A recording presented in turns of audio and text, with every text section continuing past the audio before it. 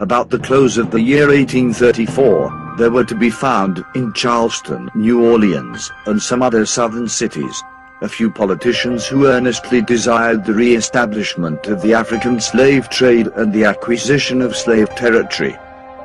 These men formed clubs called the SRCs. They had signs of recognition, by which they made themselves known. In the year 1852, the SRCs had become more numerous, and their organization was more highly perfected. In 1855, it was noticed that the anti-slavery sentiment in the North was growing still stronger. It was about this time that a certain George C. Bickley, who was a native of Boone County, Indiana, but, at the period alluded to, resided in Cincinnati, having espoused the causes of the SRCs, took it in hand to reduce them to a more perfect state of organization. He christened it with the highly chivalrous name of Knights of the Golden Circle. The several divisions of the KGC, according to the new constitution, were called castles. As in the case of most other secret orders, there were subordinate castles, and the Grand Castle, State Castle, or Legion. The officers of the subordinate castle consisted of a captain, lieutenant, secretary, treasurer, guard, for the inner door, sentinel, for the outer door, a corresponding secretary, and conductor. The officers of the Grand Castle were the same as those of the subordinates, with the addition of the prefix Grand. Their new constitution set forth in its first article, as one of its principal objects of the order, the acquisition of Cuba, Mexico, and Nicaragua. In another article, opposition to the encroachment of abolitionism. The KGC's plan for the 1860 election was to do everything they could to get Lincoln elected. The Knights caused agitation in the North, so that the North would despise the South and Abe Lincoln would more than likely be elected.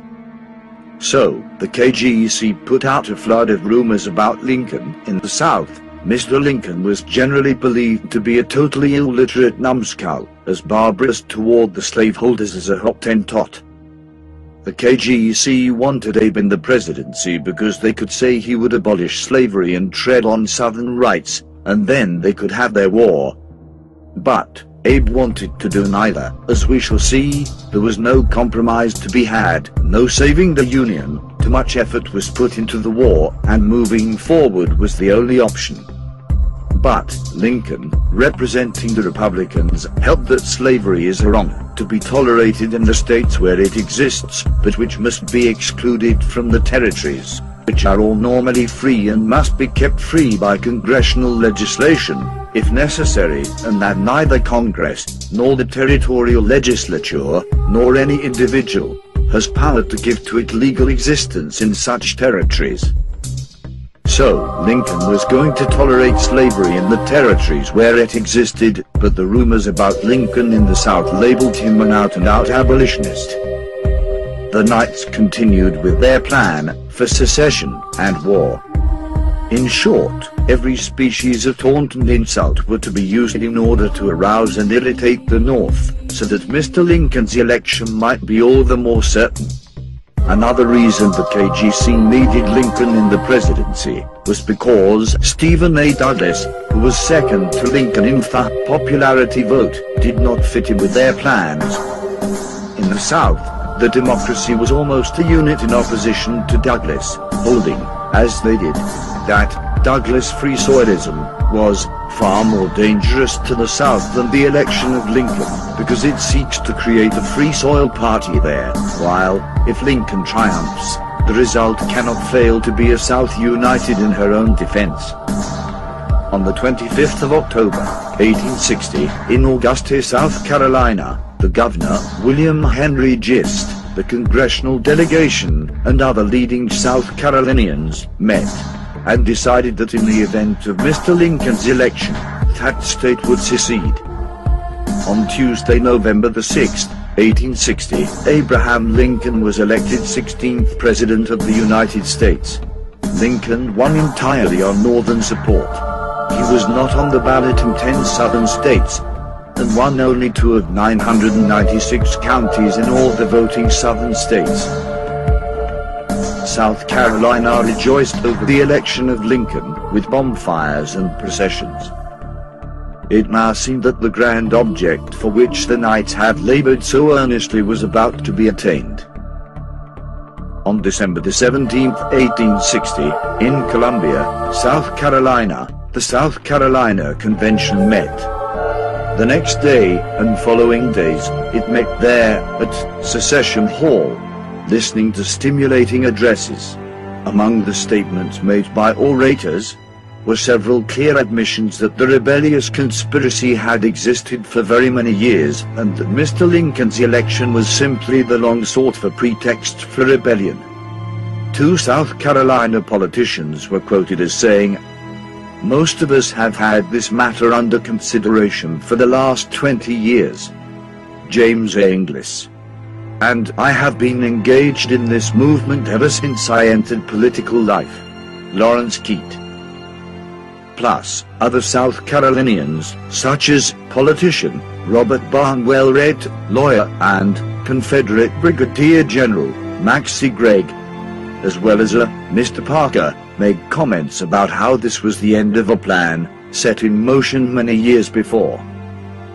The action of the South Carolina legislature in calling an unconditional secession convention acted among the southern states like a spark in a train of gunpowder.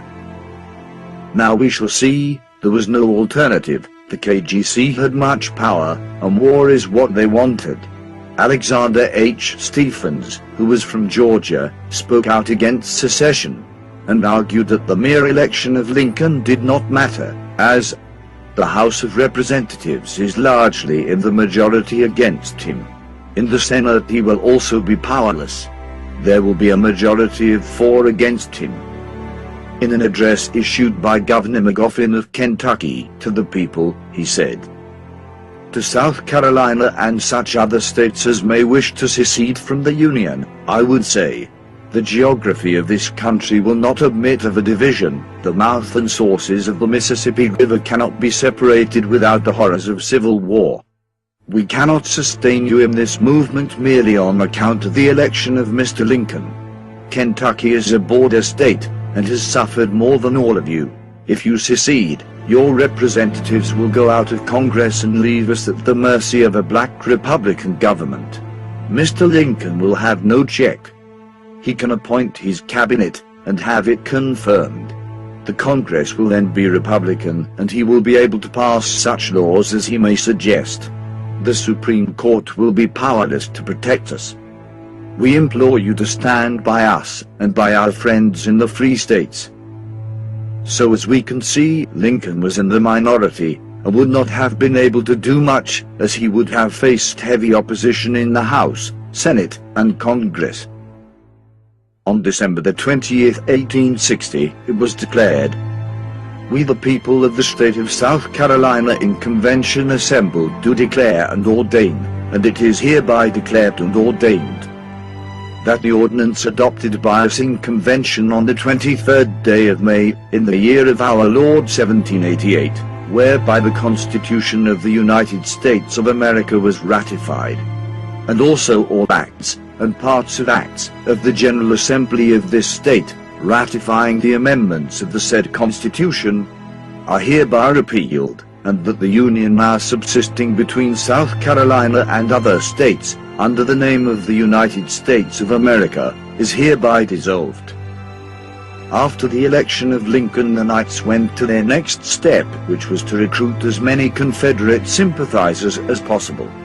The Knights of the Golden Circle rushed to set up as many castles as they could. These castles were similar to lodges in Freemasonry. Once Lincoln was in office, the KGC's plan was that every man among them who had education enough to read the ritual was delegated to go forth and organize castles wherever he could find the material to construct one. At this point the agents were to say nothing of the principles of the original establishment of the KGC, that is the re-establishment of the African slave trade and the acquisition of slave territory. It was always represented to outsiders as a strictly anti-submission order, only designed to aid in the securing of Southern rights. new degrees were instituted, which were called preliminary degrees. In these the candidates saw but little of the inner beauties of the castle. The castles of the KGC were divided into the inner and the outer castle. After the preliminary degrees, the initiate reached the inner castle. None but those known to be out-and-out secessionists were allowed into the Holy of Holies. The inauguration of Lincoln being near at hand, some of the KGC bethought themselves that it would be a fine idea to assassinate him and capture Washington, afford an opportunity to rob the national treasury, and thus secure the entire field in advance. I am ashamed to own that there were not a few sneaking devils north of Mason and Dixon's line who counseled this diabolical policy and promised assistance. In 1822, the Roman Catholic monarchies of Europe conspired with the Vatican to destroy the concept of popular government, as found in the experiment of the United States, by means of infiltration, subversion and corruption. The tools used were the Leopold Foundation, which was set up by Prince Metternich of Austria and the Jesuit order, and Abraham Lincoln was a major opponent. He was a representation of that popular government. The St. Leopold Foundation is a great Jesuit spy system which is not confined to the ecclesiastics of the Roman Church, but embraces every element of society, from the private secretary of the President in the White House, to the Catholic servant girl employed in the Protestant American families.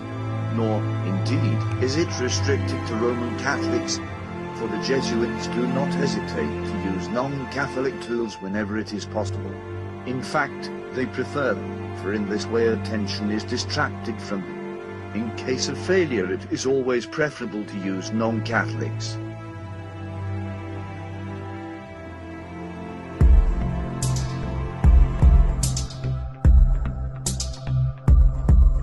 John Wilkes Booth became a member of the Knights of the Golden Circle in Baltimore in the fall of 1860, in a residence opposite the cathedral. The following letter is quoted from Booth to a brother Sir Knight. Dear Sir, the KGC had a meeting, I was initiated. The die is cast, and I have crossed the Rubicon and can never return. They tell me that Lincoln will perhaps be inaugurated, but I most heartily wish that never shall sun that morrow see. I am devoted to the South, mind and body, so that she gains her independence. I don't care what becomes of me. If I am sacrificed, I know that my country will grant me immortality. If I escape, so much the better. I can serve her in other ways. One thing is very clear to my mind, the South must take some decisive steps. She must throw a bombshell into the enemy's hand that shall spread terror and consternation wherever it goes. You know what I mean, so don't be surprised. Sincerely yours, John Wilkes Booth. 20 men had been hired in Baltimore to assassinate the president-elect on his way to Washington.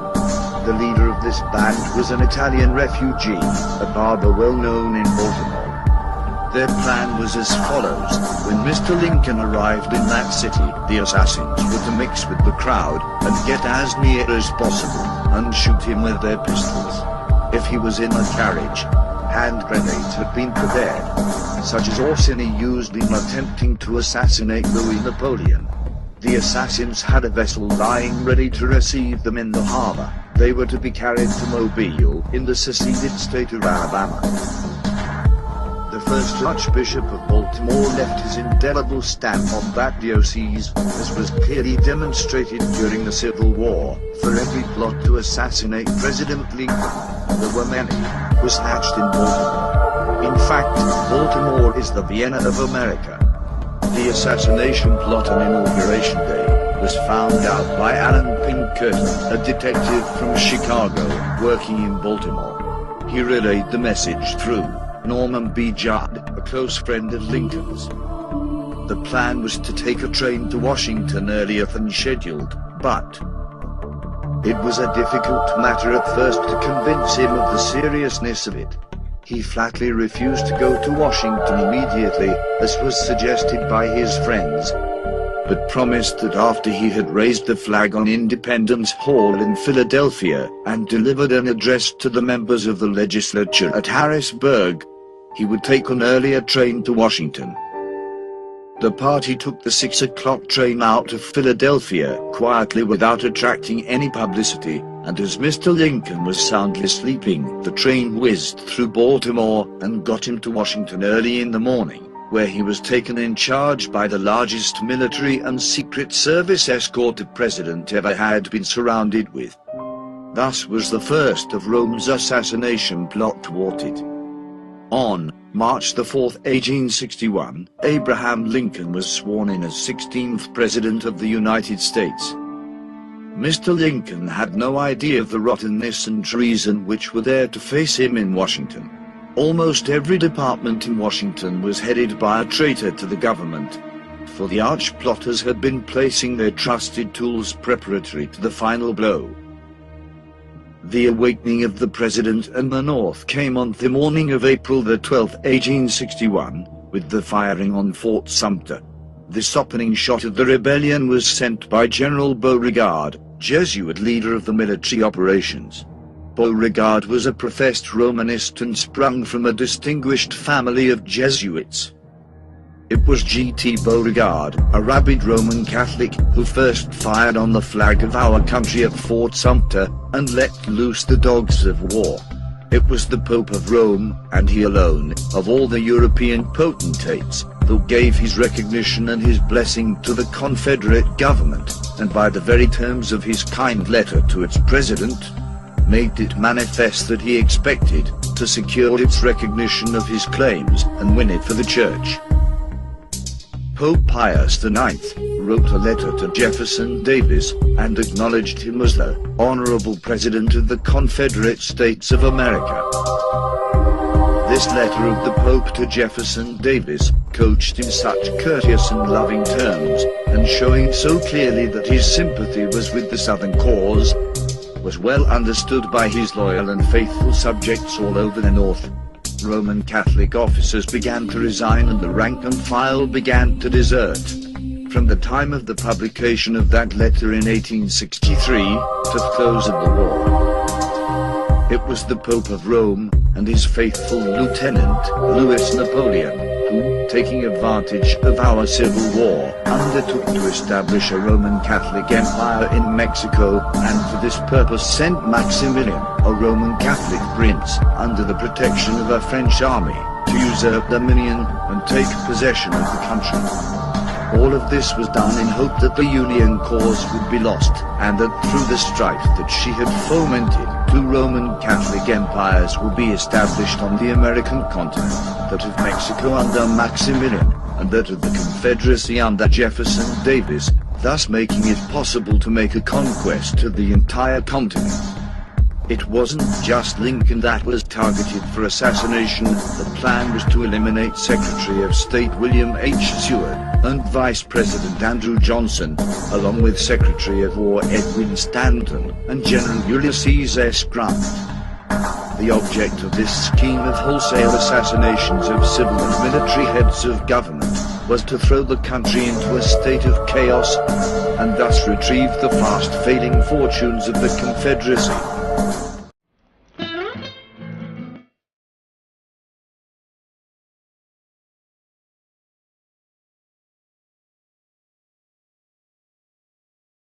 The scheme to aid the rebellion by the assassination of the President, the Vice President, the Secretary of State, the Secretary of War, and the General in command of our armies was concocted by the emissaries of the rebel government, who kept their headquarters in Montreal, Canada. These emissaries held a semi-official relation to the Confederate government. The whole run of the evidence makes it clear that the Roman hierarchy kept itself in close relations with these emissaries. That the assassination plot was known to the Bishop of Montreal and a number of his priests before its accomplishment, and received their sanction, was made plain by their subsequent conduct.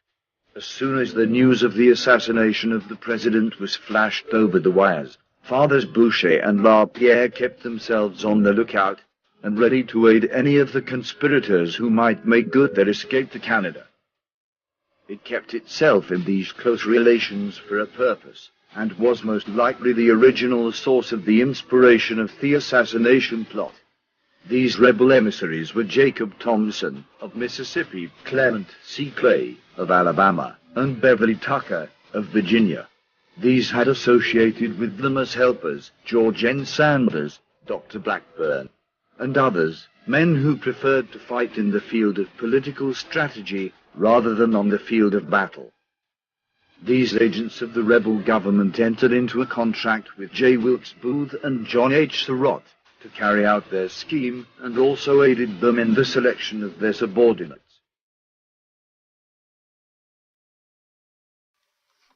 Hi guys, welcome back to Flatwater, Flat Earth.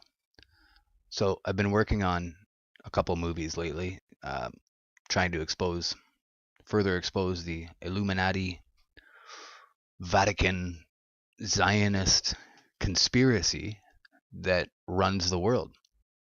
And as I was putting that together, I've been using or trying to source and cite from a researcher named Eric John Phelps. And most of you will know of Eric Phelps from Vatican Assassins and from other things that you've heard throughout the conspiracy shows throughout the years. And I remember a long time ago, I, just like many of you, dismissed Eric John Phelps. I dismissed that his, the Vatican, what was it he used to call them? Temporal coadjutor. Vatican temporal coadjutor. And I dismissed his information a long time ago. And I thought that it was more of a Zionist-controlled platform. And I thought that that's where the power laid or lies. So, not taking away from that, that is absolutely one of the major players. The Zionists are running the Western world, and they're one of the big players for sure. But now I think that the Vatican is ultimately at the top. So that's what this is about, is who is at the top. One of the things that I experienced during my travels was, and I showed this in my other movie, there's some photographs of it, I'll throw some in here, of the Medici Chapel. And out of all the places that I went in Rome and in Italy, I went through quite a few places in Italy. Of everything that I saw there, the most impressive stuff was at the Medici Chapel.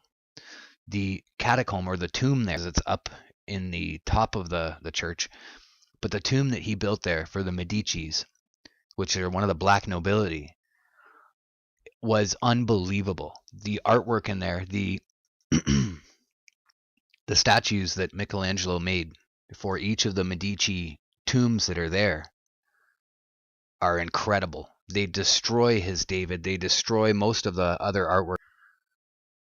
They were unbelievable.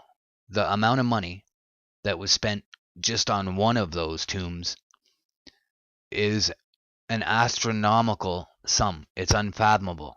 I can't imagine what that entire chapel, that entire area must have cost for them to build. And ever since then, I continued to look into who were the Medicis. And if you look up, and I'll show you the Vatican assistancies here, you'll see that at the top of the Illuminati families, the Illuminati bloodline families, the Medicis are one of those families. And now, more than this, obviously, there's a lot of things to put together here.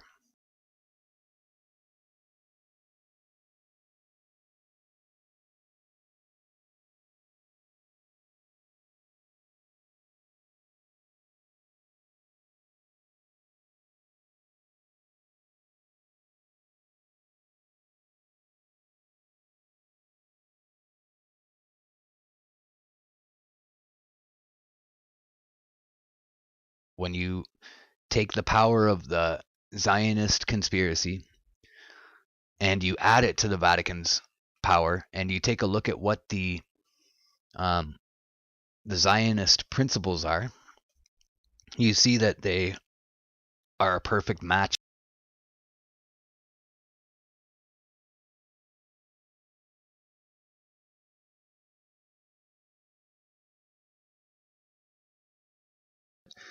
the Zionists do come from the Fabian socialists in Britain. So here's a little bit about them. Beatrice Webb, Sidney Webb, and Bernard Shaw. George Bernard Shaw, of course, we know of him. And check this out. They were formed in 1884, and then they were involved in the writing of 1984, or implicated in the writing of 1984 by Orwell. And now check this out.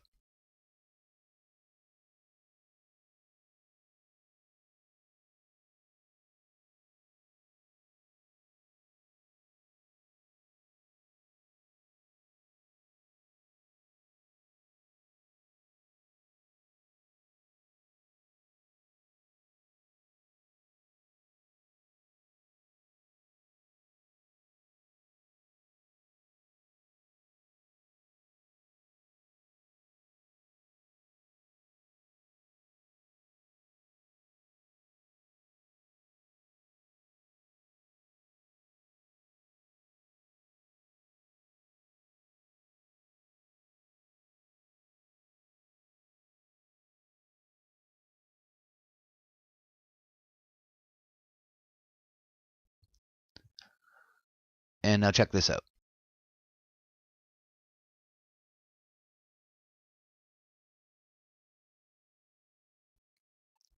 We've got Meyer Amschel Rothschild, but what's that around his neck? What's he wearing there? Ah, he's a Knight of Malta.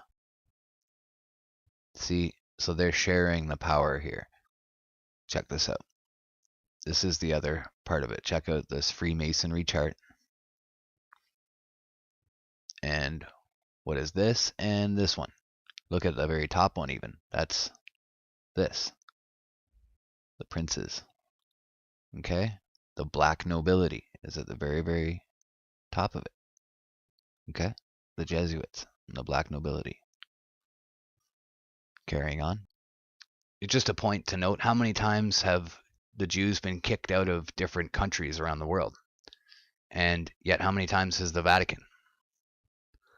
The Vatican or the Jesuits have been kicked out of many places, but you never hear about that. And when they're kicked out, they immediately make plans to take that place back over and have done so. The entire world now is under Jesuit rule. The Chinese are under Jesuit rule. Russia is under Jesuit rule. Make no mistake about it, there never was a Cold War. There never was a space race.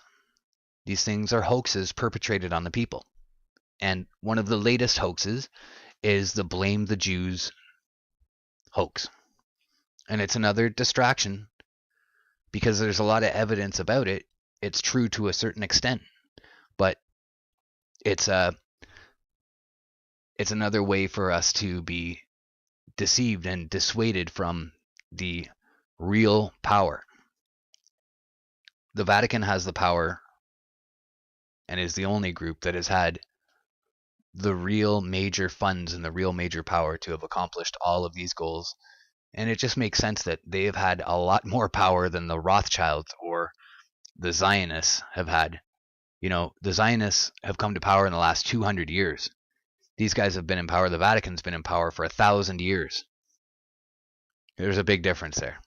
Having an 800-year or 1,000-year head start. So, having said that, I'm citing from and sourcing information here from Mr. Phelps. However, I want to be absolutely perfectly clear that I disagree strongly with Mr. Phelps on the race issue. I'm going to say this a few times so that you hear me clearly. I strongly disagree with Mr. Phelps on race. Of course, I welcome dissent and difference of opinion, and if there's something here that's wrong, then I would love to talk about it and find out what the truth is. Because ultimately that is what I want to do here. That is my purpose here, is the truth and nothing but the truth. And so help me God. And so wherever that road may lead us is where we will go. however uncomfortable it may be.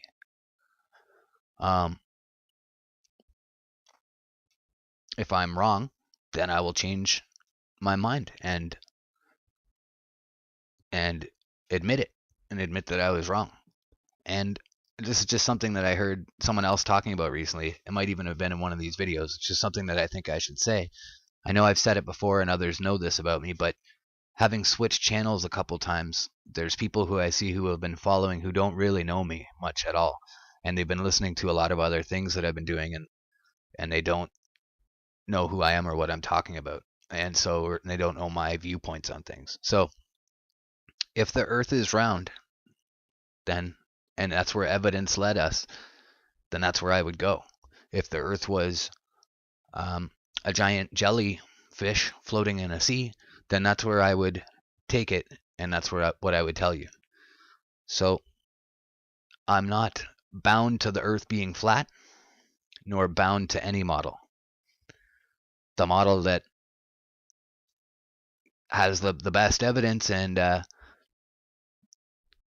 makes the most sense is the one that I want to go with. Okay, now, I think that's enough of a precursor. Having said that, let's continue on and find out who is at the top. This is a website that I used to visit a lot. I used to get a lot of information here. I haven't been back here in some time. What we're doing is we're trying to piece together and figure out who is at the top. The Vatican or the Zionists. The Jesuits or the Zionists.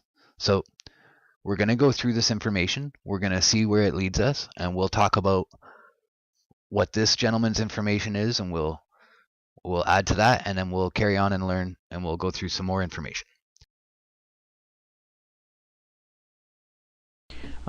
Today's lesson we're going to deal with, it's called The Rothschilds Own the Vatican. And also we're going to be touching on the land of Jerusalem. And the reason why I wanted to put this lesson together real quick was because of the fact that, you know, we've made mention before in the past that basically the Rothschilds, they own everything. You know, they own the Roman Catholic Church and everything. And I just wanted to, you know, go through a few documents just to prove that point, you know, because that's our main goal and our main purpose is to prove everything, you know. And that's what the Lord said. They were going to be exposed, and then they were going to be brought down. So I want to go to this first what you call it here. Just bear with me 1 second. I want to go to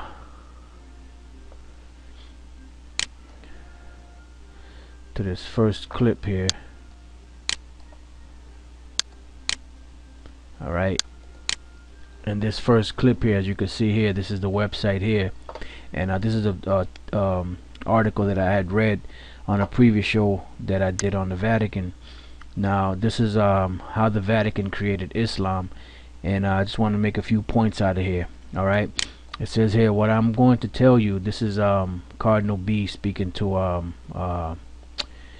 Dr. Rivera or Alberto Rivera. Alright, it says, what I'm going to tell you is what I learned in secret briefings in Vatican when I was a Jesuit priest. Under oath and induction, a Jesuit cardinal named Augustine B showed us how desperately the Roman Catholics wanted Jerusalem at the end of the 3rd century. And the reason why they want their land Jerusalem is because it's the Holy Land. You know, they're not fighting for no other land like Africa, none of those lands, because the scriptures tell you that Jerusalem, which is above is free, is the mother of us all, in the book of Galatians, the 4th chapter. You know, so everybody knows that there's a spiritual connection with that land of Jerusalem. All right, so the Roman Catholic Church, they wanted it going back during the time of the 3rd century, because when you go back in history, when the Roman Empire took over, eventually we ended up falling as a nation from around 66 BC to about 64 AD. Okay, so I have to stop him right there and begin with that Galatians, the Galatians quote that he quoted from. When you take these things and you read from them, read them in the plainest possible interpretation that you can. The simplest answer is usually the correct one. Occam's razor. The Jerusalem above is free and is the mother of us all. That's because he's talking about the Jerusalem in heaven, the Jerusalem above. To about Anyways, 74 AD, kind of a somewhere moot in that point. area, 64, Carrying 66 on. AD, and around 74 AD, that's when we fell completely, and from that time on, the land of Jerusalem has been inhabited by heathens, basically. All right, so now the Roman Catholic Church is trying to get that land back. You know, going back thousands of years. You know, almost 2,000 years they've been trying to get that land. So it says, because of its religious history and its strategic location, the holy city was considered a priceless treasure. A scheme had to be developed to make Jerusalem a Roman Catholic city. And that's exactly what they did when they set up Islam. And the reason why Islam was set up was to take that land back from the people that were living there. So, which were them Arabs. So it says, when Cardinal B shared with us in the Vatican, he said, these writings are guarded because they contain information that links the Vatican to the creation of Islam. And that's the truth, you know, but they don't want that information out. That's why Cardinal B told Alberto Rivera, which was a ex-Jesuit priest, and he in turn brought this information out when he defected from the Vatican and from the Roman Catholic Church. It says both sides have so much information on each other that if exposed, it could create such a scandal that it would be a disaster for both religions. So it says the Vatican helped to finance the building of these massive Islamic armies in exchange for three favors: eliminate the Jews and Christians, true believers, which they called infidels, which basically they were the same people, but some of them believed in the Lord and some of them didn't. All right, so it says protect the Augustinian monks and the Roman Catholics, which is the same thing they did during the time of Hitler. You know, which they call it. They signed the Reichskonkordat. You know, which they protected basically the Roman Catholics. That's why they were able to roam free, and them so-called Jews supposedly they weren't be able to roam free. But that's another subject. All right, it says conquer Jerusalem for His Holiness in the Vatican. So these are the three favors that they had to do in exchange for the Vatican to finance those large armies among the Muslims.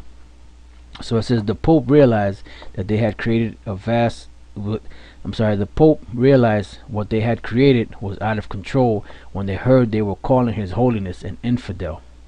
All right, so now, all right, so we're going to the next article here, which is called The Trumpet, from trumpet.com.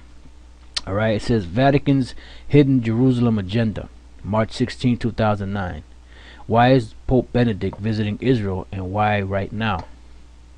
All right, now we're gonna find out why. So I'm gonna scroll down to the highlighted places. It says, back in the mid 1990s, a statement made by Pope John Paul II during an interview in his native Poland, broadcast in Italian over a Polish radio station, was noted by one of our Italian associates. She sent us a transcript of the interview, which included one particularly startling reference made by the Pope regarding the Vatican's ultimate goal of transferring its headquarters from Rome to Jerusalem, because they've been trying to do that for the longest, and it's no different today.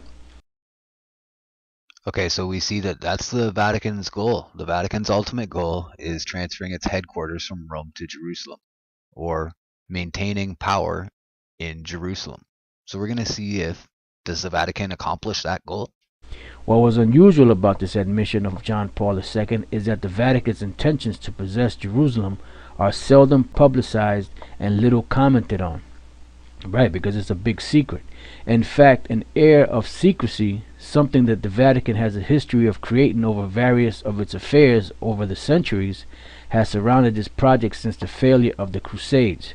The most obvious of the covert and now very historical attempts by the Vatican to seize control of the Holy City, those attempts have a long history with strong attachments to the German nation, right up to the past two world wars beyond to our present day.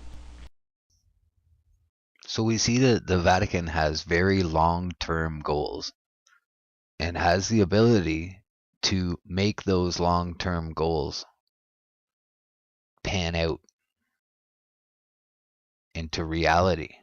So it says, as far back as the 8th century AD, emissaries were sent to Jerusalem by Emperor Charlemagne to negotiate an agreement with the Muslim Caliph Harun al-Rashid.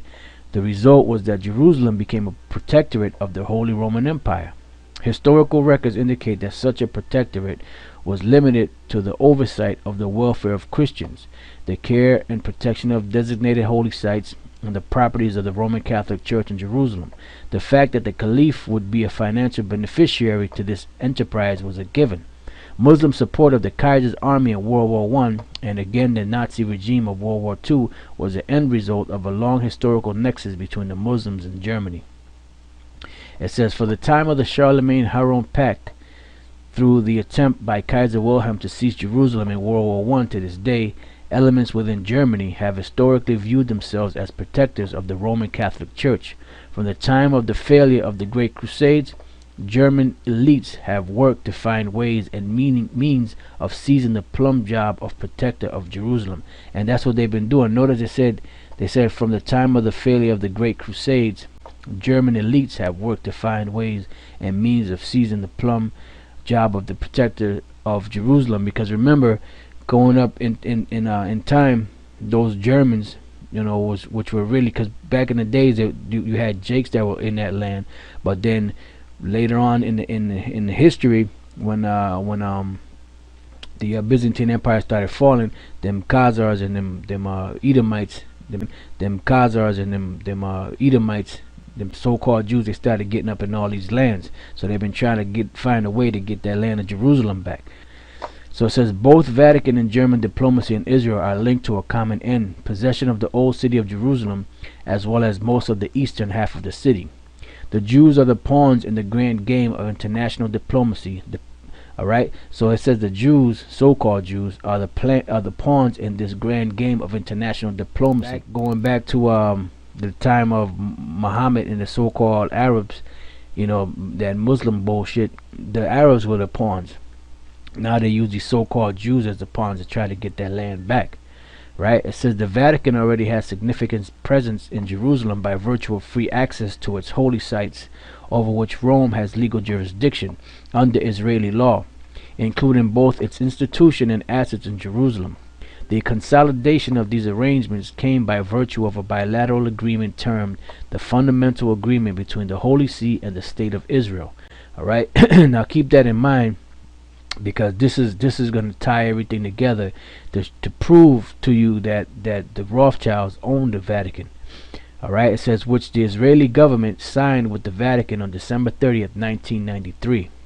The terms of this agreement, composed in secret, were subsequently legislated by the Israeli parliament. 6 months after the signing of the bilateral agreement between Israel and the Vatican on June 15, 1994, the Israeli government linked a further agreement with the Vatican endorsing the Roman Catholic Church's participation in negotiations to determine the future of Jerusalem. Alright, so it says journalist Joel Beinerman, a well-known commentator on Israeli affairs, claims the end goal of the Vatican is to seize control of the old city of Jerusalem out of the clutches of the state of Israel.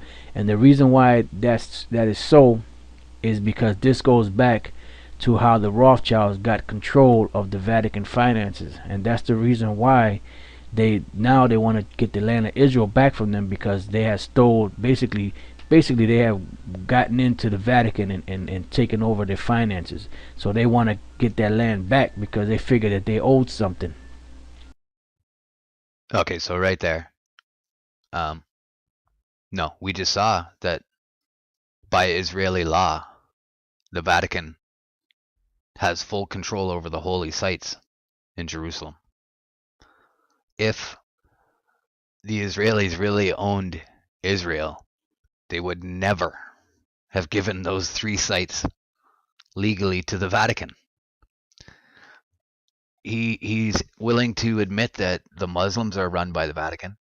He's willing to admit that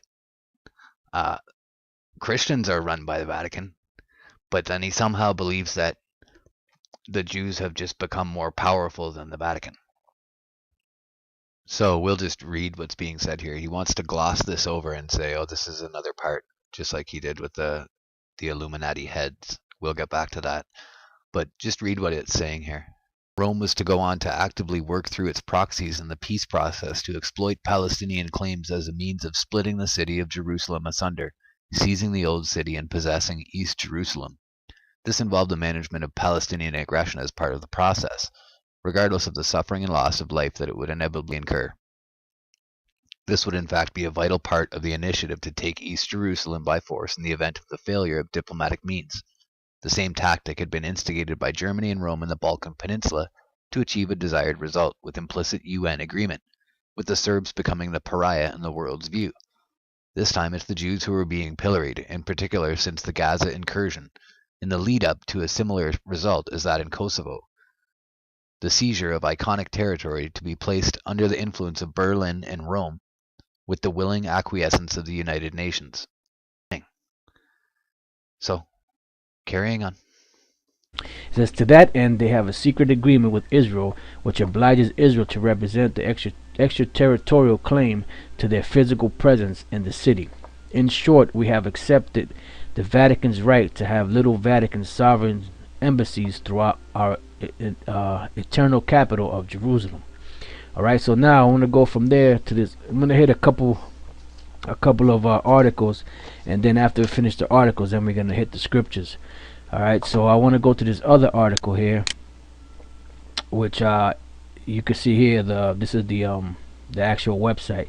It's entitled "Mystery Babylon the Great: Catholic or Jewish Part 4." Now you're gonna start seeing how the Vatican Church was the finances of the Vatican Church was really the Vatican Church was taken over by the Rothschilds. All right, it says here, Cita del Vaticano. Does the Priory of Prayer de Zion control the Roman Catholic Church today? Excuse me. Now the Priory of Zion basically is these top so-called Jew families that basically own everything. You know, they have the Committee of 300. You know, then they got the Fortune 500 families and all those different 13 bloodlines and all that. So it says, does the Priory of Zion control the Roman Catholic Church today? And the answer to that is yes. It says, according to various sources, including a Jewish encyclopedia, the House of Rothschild has been a long-standing trustee of the Vatican's wealth. Now, this right quick, I added this in here from another website because I wanted to bring out the situation with the Priory of Zion, or who they are, right? So it says Priory de Zion. It says the secret society was devoted to occult and esoteric interests. All right, and that's basically what it is. It's just the Rothschilds' way of setting up a group of elite so-called Jews around the world that control basically everything esoteric, which esoteric means hidden. And if you go to this website here, they'll give you a list of all the members and all that stuff. All right, now going back to the original article of the Mystery Babylon the Great, Catholic or Jew. It says early in the 19th century, the Pope came to the Rothschilds to borrow money. See, that's where when the Vatican and them came to the Rothschilds to borrow money, that was it. That's how the Rothschild get these people, because they lend them grand amounts of money, which they know that they can't pay back. So in essence, what does it take for them to call off their loan? They take their property. You know, in this case, they took over the finance. You know, in this case, they took over the finance. You know, in this case, they took over the finance, which I believe it was Meyer Amschel Rothschild, or back then he was named Bauer. He said, give me control of a nation's money and I care not who makes the laws. So basically they had the Vatican by the balls, or if they have any balls. It says the Rothschilds were very friendly with the Pope, causing one journalist to sarcastically say, Rothschild has kissed the hand of the Pope. Order has been reestablished. The Rothschilds, in fact, which the main Rothschild that went to go see this guy, Pope Gregory the 16th, I believe it was Carl. They used to call him Carl Kalman Rothschild, which was one of the sons of Meyer Amschel. It says the Rothschild, in fact, over time were entrusted with the bulk of the Vatican's wealth. The Jewish Encyclopedia, Volume 2, page 497 states, it is a somewhat curious sequel to the attempt to set up a Catholic competitor to the Rothschilds that at the present time, 1905, The latter are guardians, which the Rothschilds are guardians of the papal treasure. It says researcher Eustace Mullins writes that the Rothschilds took over all the financial operations of the worldwide Catholic Church in 1823. And when you look up the timetable for the Rothschilds, that's exactly the year that they took over the financial wealth of the Vatican. Today, the large banking and financial business of the Catholic Church is an extensive system interlocked with the Rothschilds and the rest of the international banking system. Top 13 Illuminati bloodlines, page 154. All right, there's a little bit more here. It says heads of the highest grades. Oh, no, that's something else. Okay, so here we are again, and he just wants to carry on and don't bother reading the other details. Just carry on and just say, yeah, the Rothschilds just took all of the money. I guess what he's saying is that the Vatican's power is dead. I guess he's saying that the Vatican itself is dead and has no power. That'd be interesting if they were dead. Or if the world thought they were dead and they were raised again with one eye wounded and one hand fully withered. Anyways, we're just going to keep reading. There was a bit there that he's covered up with these pictures. I'll just read this part at the bottom and we'll carry on after that. In 1821, Karl, or Karlmann Rothschild, was sent to Naples, Italy, to oversee loans there that were meant to finance Metternich's forces who had arrived to quell a rebellion. While in Italy, the Rothschild mantle came upon Karl, and he made a series of ingenious deals with the Italian government that forced Naples to pay for its own occupation. He also helped Luigi de' Medici of the black nobility to regain his position as finance minister of Naples, and later did business with the powerful man. Due to his success, it was decided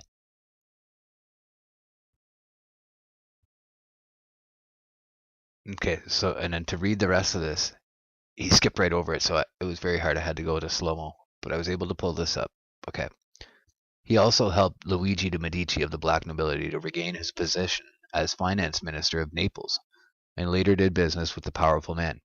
Due to his success, it was decided that he would stay in Naples and set up his own bank.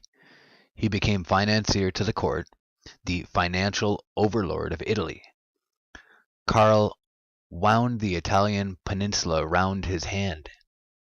He did business with the Vatican, and when Pope Gregory XVI received him by giving him his hand rather than the customary toe to kiss, people realized the extent of his power. The Pope conferred upon him the Order of St. George. It appears that in Italy, Karl became a leader of Carbonarium. To the Bavarian Illuminati was exposed. Carbonarium, or the Alta Vendita, became the major European occult power.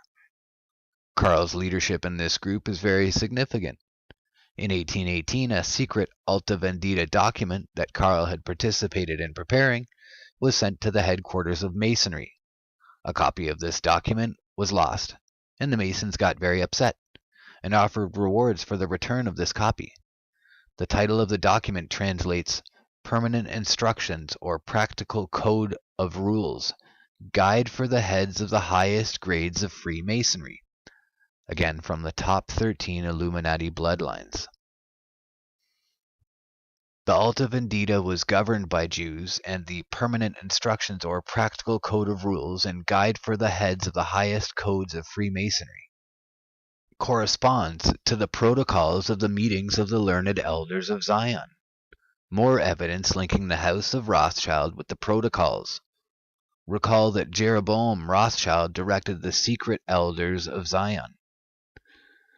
The original Italian translation of the document, entitled Permanent Instructions or Practical Code of Rules, Guide for the Heads of the Highest Grades of Masonry, was given to Nubio, or Piccolo Tigre, a nondescript Jew, of the Alta Vendita Lodge in 1824 when he was sent to Rome to carry it into effect, and it was to this instruction that he referred when he wrote from Forli to Signor Volpi.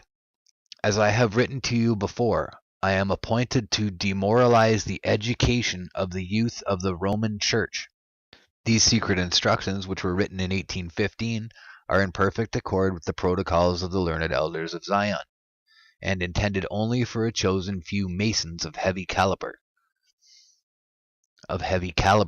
So again, it's just another part that he just wanted to gloss over that we should know about.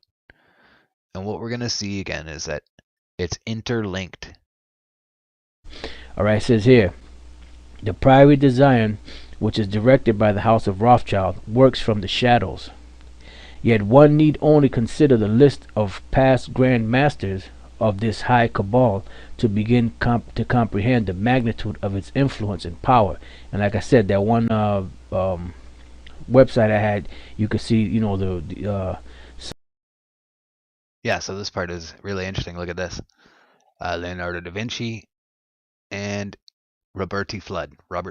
So there we go. He was a member of an order.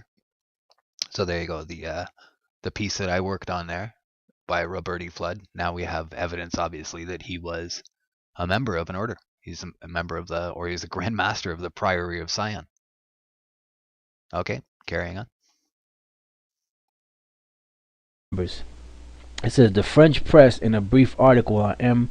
Plantard's election as Grand Master in 1981, had stated that the 121st high dignitaries of the Priory de Zion are all emissaries, Greases of high finance and international political and philosophical organizations, on page 362. In his introduction to the Protocols of Zion, Victor Martin wrote of other great eminences who wield unofficial power secretly, sheltered under the umbrella of the Priory de Zion. And notice the word umbrella there, because that's what this New World Order is all about. You either have to come under the umbrella of them, or you're going to die. But you know what? We're not worried about that, because the Lord said in the book of Mark, the 9th chapter, that there be some standing here that shall not taste of death. You know, so we're not worried about that. So, and it also says that those that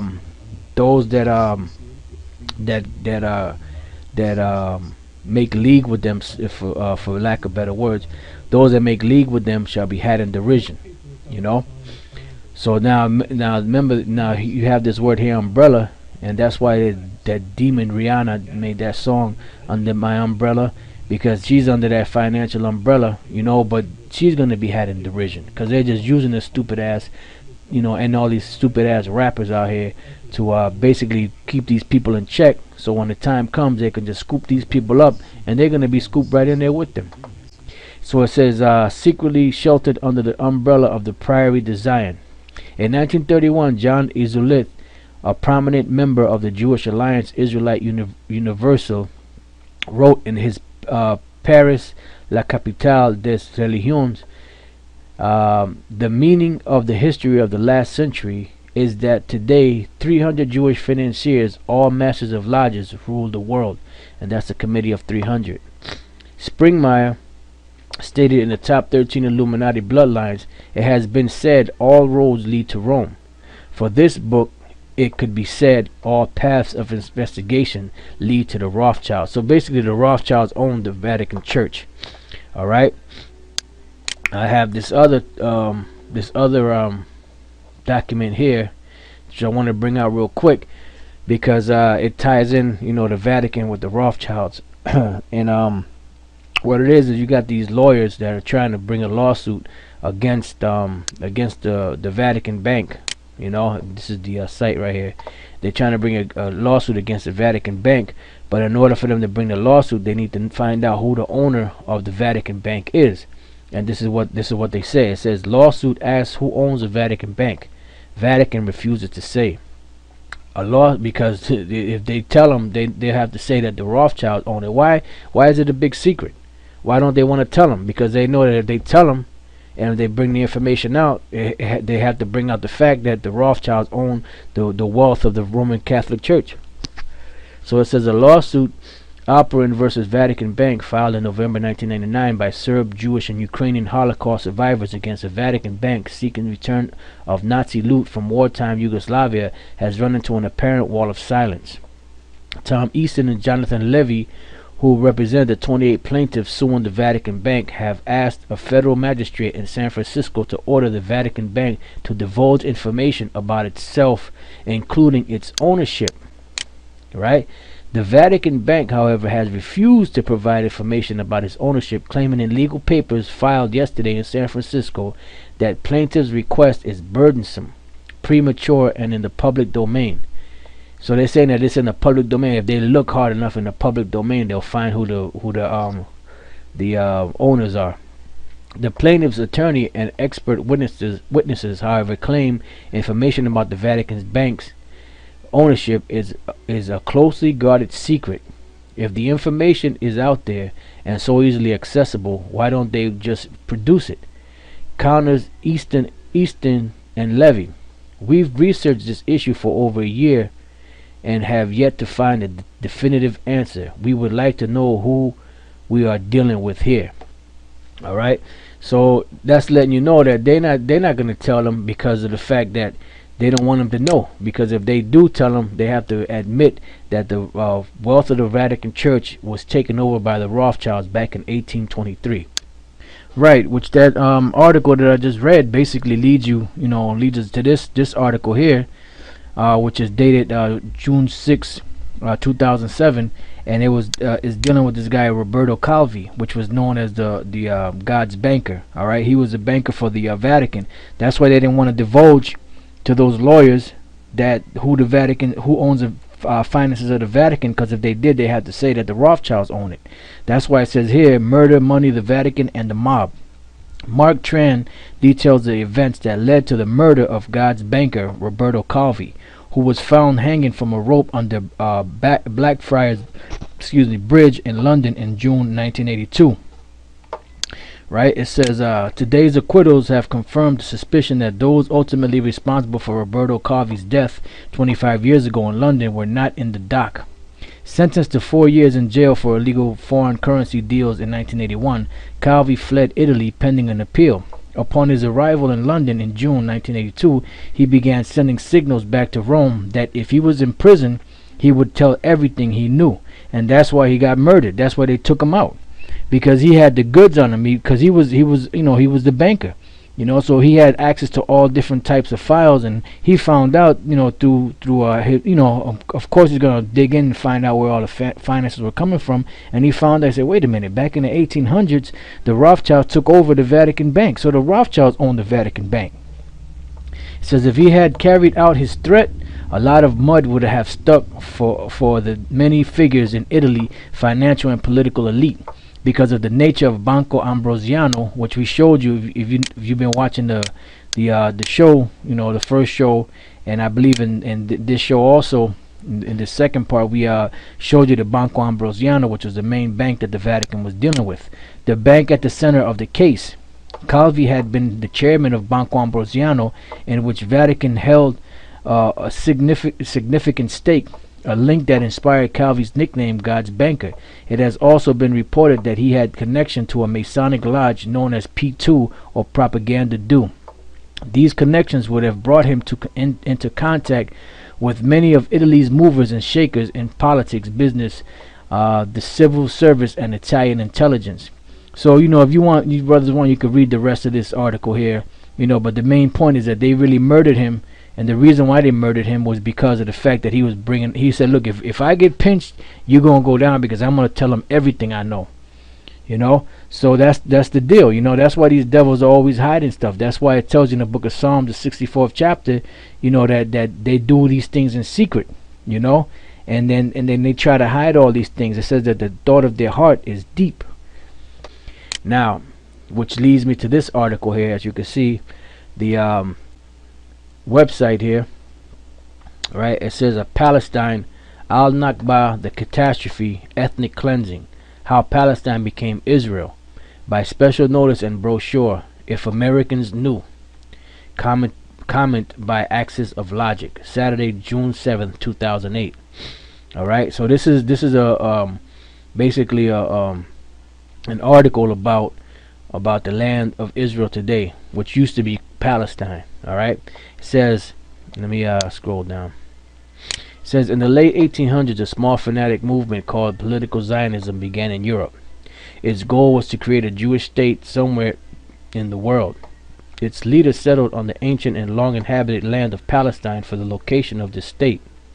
Palestine's population at this time was approximately 95% non-Jewish, primarily Muslim and Christians.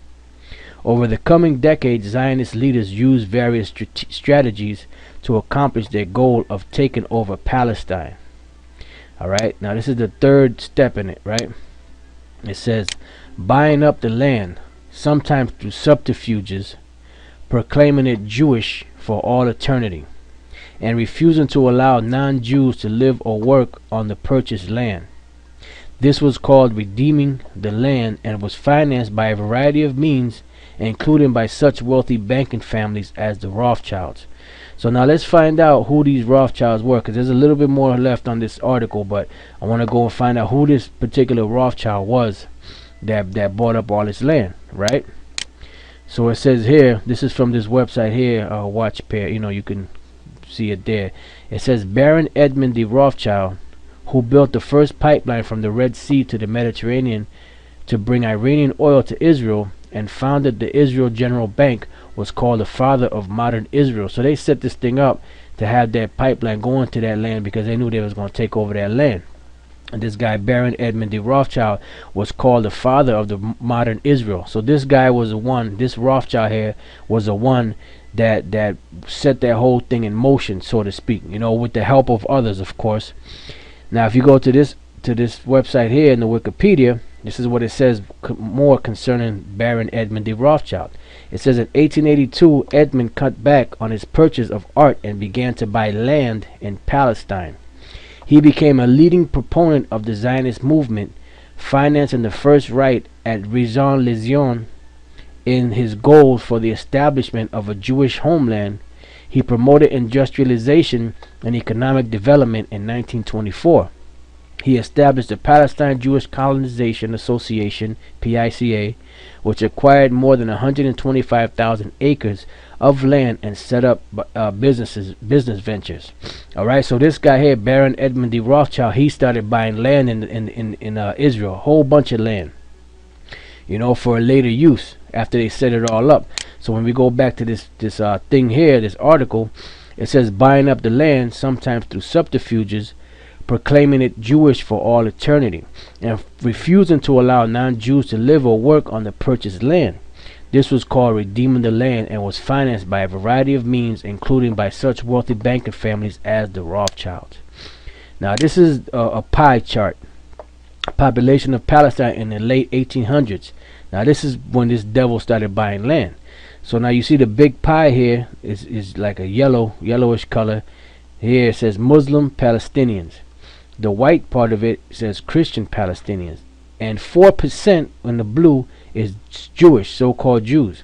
So you see the big pie was mostly like 96% of the land belonged to Christians and Muslims, right? Palestinians, and only 4% of the land belonged to the so-called Jews. It says historic Palestine, the land now occupied by the state of Israel, was a multicultural society. The creation of Israel involved the expulsion of 750,000 men, women, and children from their homes. This is when they first got up in there. Now this is a map of Palestine loss of land from 1946 to 2005. This is even updated. Now here you see Jewish settlements in Palestine, in the Palestinian land, and you see Jewish settlements, which is all white, right? And you see Palestinian lands, which is all green.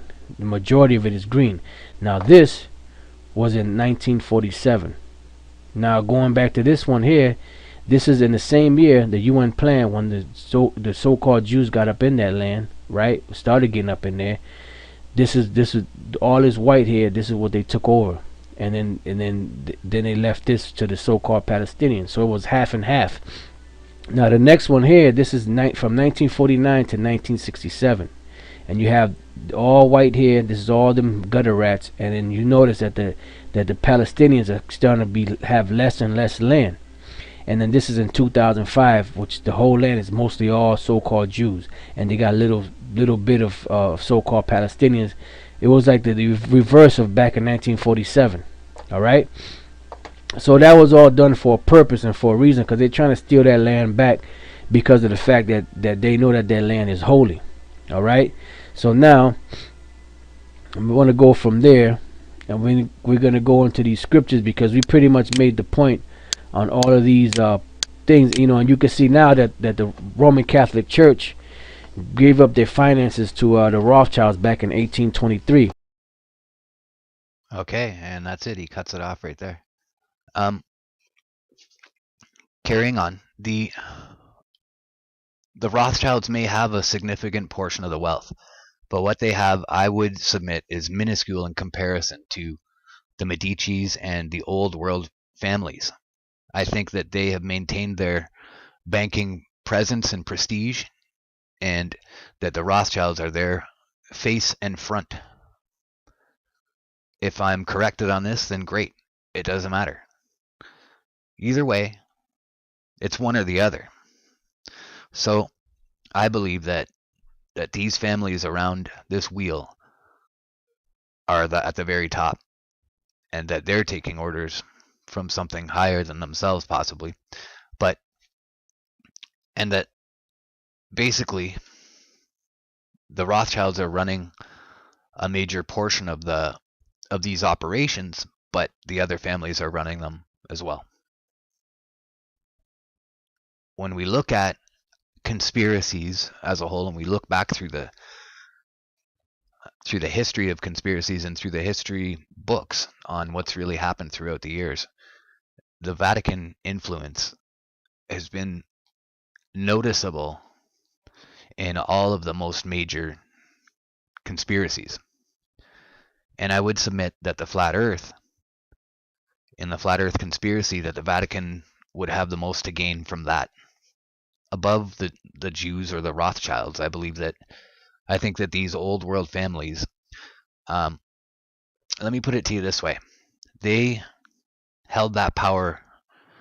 They had so much power for so long that if a country were able to take its freedom from them at some point, or seem to take its freedom from them at some point, they would just eventually get back in there. And I think that we can all see that this is true in any state that we look at. So, again, it could be the Rothschilds and it could be the Vatican. I would submit that the real leaders wouldn't let you know their names.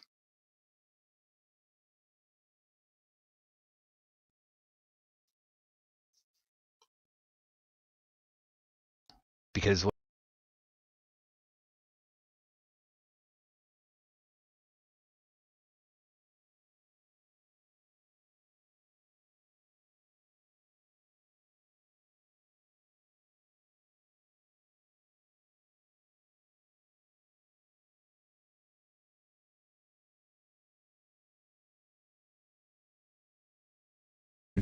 had stated that the 121st high dignitaries of the Prayer de Zion are all emissaries, Greases, of high finance and international political and philosophical organizations, on page 362.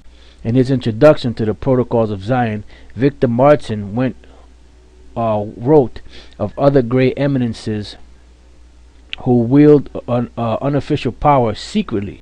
In his introduction to the Protocols of Zion, Victor Martin wrote of other great eminences who wield unofficial power secretly.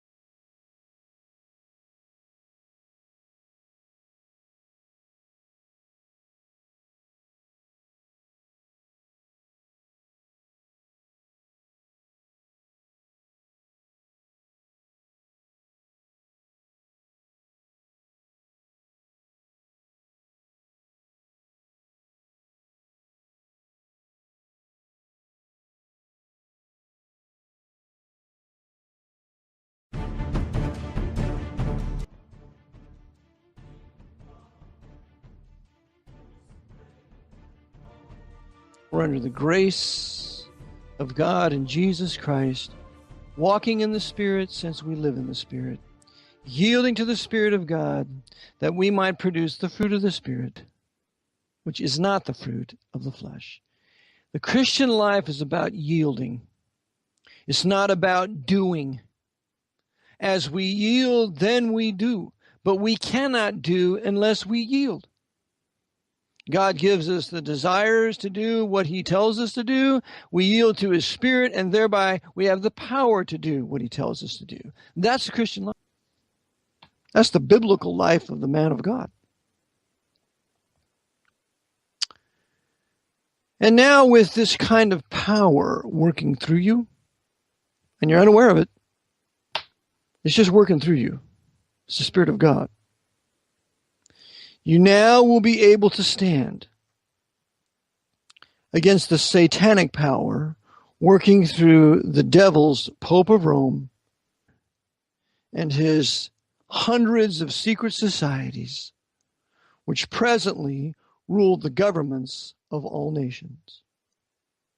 To my knowledge, there is not one government on the face of the earth that is not ruled by one of these brotherhoods or a combination of these brotherhoods, all of them subject to the Black Pope as he himself.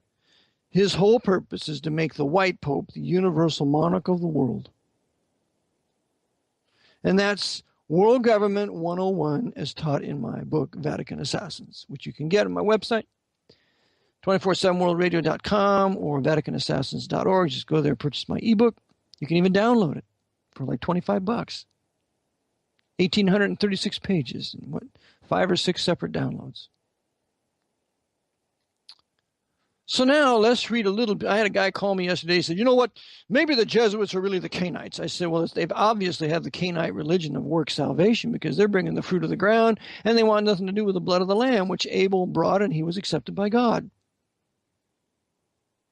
It has nothing to do with a racial line of Cain. That is heresy, because the Cainites were all destroyed in the flood.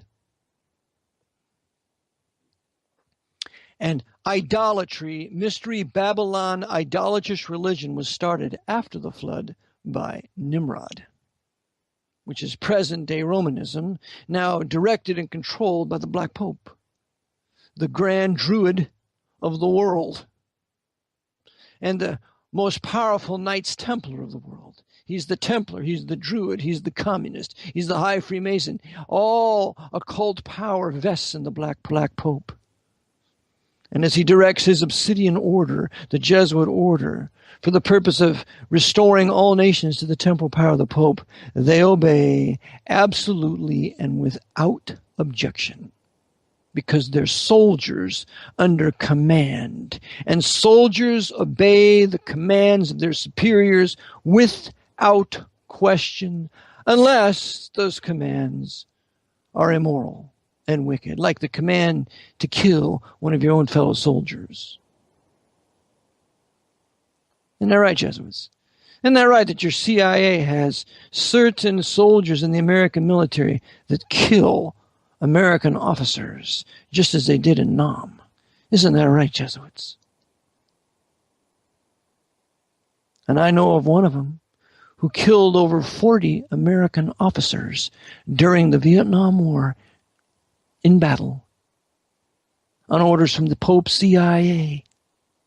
Oh, but we can't talk about that, can we? That's classified information. No, it's not. Everybody ought to know. And especially all you guys in the military, how they're used us as suckers for the purposes of the Pope of Rome. And it ought to offend you, and it ought to bring you to the place of righteous indignation, enough then to do something about it. Like support this broadcast. I'll be quoting a few quotations now from my book, Vatican Assassins, in chapter 13. We read on page 318, quote, "And what became of the country," that means England, "after his, Oliver Cromwell's, death?" Remember, Oliver Cromwell was the greatest man of the last 500 years, without question. the greatest military commander, the greatest statesman, the greatest nationalist, and the greatest Christian that I can see, all combined into one for the last 500 years. The production of this man being a result of the Protestant Reformation, Great Awakenings in England. Hard preaching to the English people produced men like Oliver Cromwell and the Puritans, which followed him, and with their swords hewed their way to political liberty in ending the Jesuit control of that Great Britain ruled by King Charles I, that wicked sinner.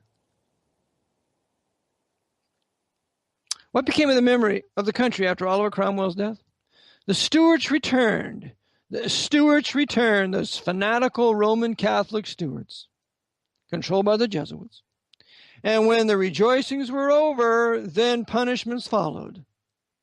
100 corpses were exhumed. That means dug up, among which were the great Oliver, his old and venerable mother. I'm going to dig up his mother, too. His dearly beloved daughter, Bridget Pym, the wife of Puritan Independent Baptist John Pym, who twice had his ears cropped off by Charles I.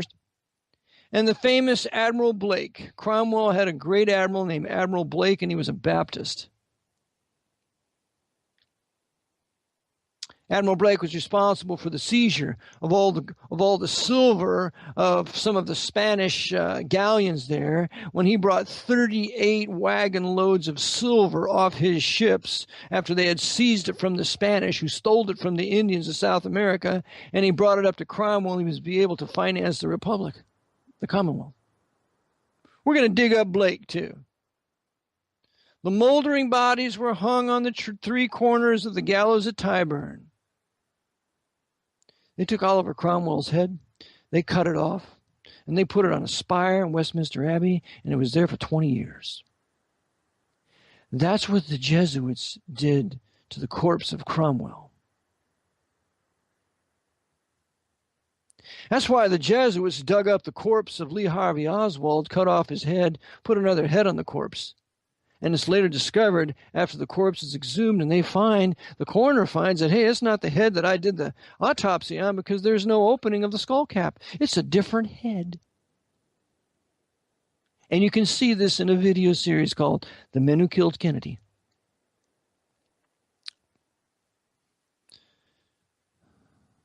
Ears were cut off of these moldering bodies. Noses were slit, and numbers lost their heads on the scaffold.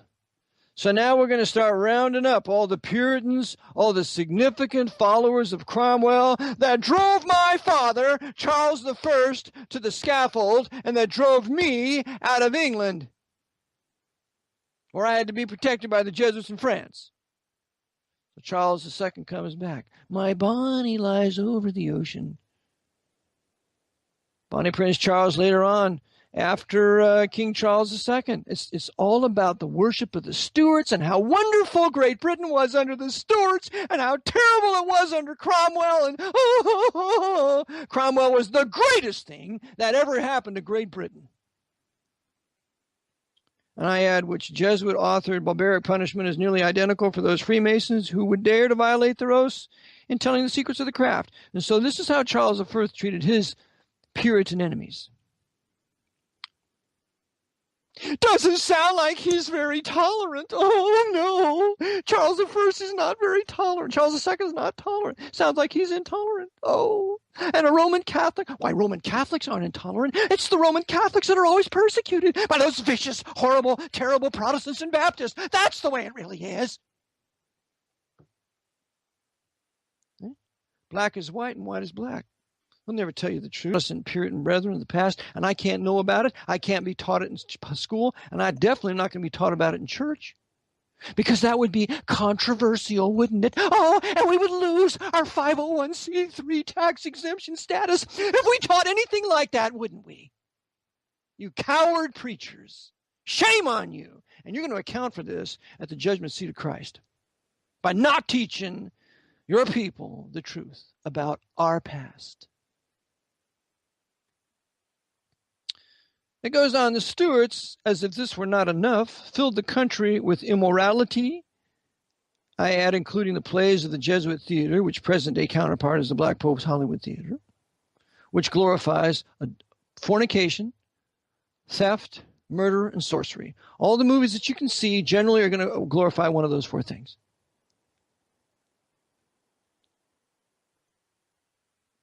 "2,000 Protestant and Baptist ministers were driven from their benefices, driven from their churches." That sounds like communism to me, because the Jesuits modeled communism after the Stuart and Inquisitional persecutions. That's why the Jesuits are the masters of communism. And you Russian people better wake up and realize the Jesuits have been running your country since really no later than 1917 with the October Revolution, and really no later than with about 1880s with Alexander III that caused all the Jewish pogroms, and Nicholas II that caused the pogroms. They were all controlled by the Jesuits. So they could bring the wrath of God upon you, dear Russian people, which happened with the Bolshevik Revolution and put you people under communism till 1990 or so, and still you're under Jesuit oppression, as enforced and made effective by London and Washington, D.C., through the military governments running those countries, running those empires. They filled the country with immorality. 2,000 ministers are driven from the churches. The churches were oppressed. Brother Jack, he has the Polish broadcast on the radio station. He sent me a letter saying, Eric, he said there was a large Lutheran church in one of our Polish cities that was taken over in 1945 after World War II, taken over by the Jesuits, and it's right there on the church. This church used to be a Lutheran church, but now is controlled by the Jesuit order since 1945. You see what the World War II did? It totally destroyed any Protestant influence out of Poland. Because the Jesuits can't have that now. We got to destroy it out of Poland, just like we did in the 30 Years' War, where we killed all the Protestants out or drove them out. And we'll make Poland a Roman Catholic nation if it kills us. And that's what they've done. The noblest hearts of the country were forced to seek a refuge in distant lands. Vast colonies in America were peopled by them. And England would have become like Spain, and worse than Spain, had not William III resumed the task so energetically begun by Cromwell. Unquote. Who said this? Dr. Merle d'Aubigné, 1847. He was a Swiss Protestant theologian historian, and he wrote his book, The Protector of Vindication. You may get this book from Sprinkle Publications. So God raised up William III to stop the vicious persecutions of Charles II and James II, when he, by the grace of God, won at the Battle of the Boyne in 1690 and restored Protestantism, and that it would not be persecuted by the papists. And shortly thereafter, a law was passed that no Roman Catholic could sit on the throne of England, and that law is still in place. Too bad Elizabeth II is a secret Roman Catholic. Isn't that right, Elizabeth? You prostitute for the Pope. Don't tell me she's virtuous. If she was, she would stop the destruction of the Protestant English people. She would stop the alien Muslim and African invasion into England and Great Britain. She would kick out the Jesuits, and she would kick out the Archbishop of Westminster. And she would start acting like a Protestant, but she's not. She's a prostitute Protestant. She's a Dame of Malta. You. Why do you say she's a Protestant? She's a traitor.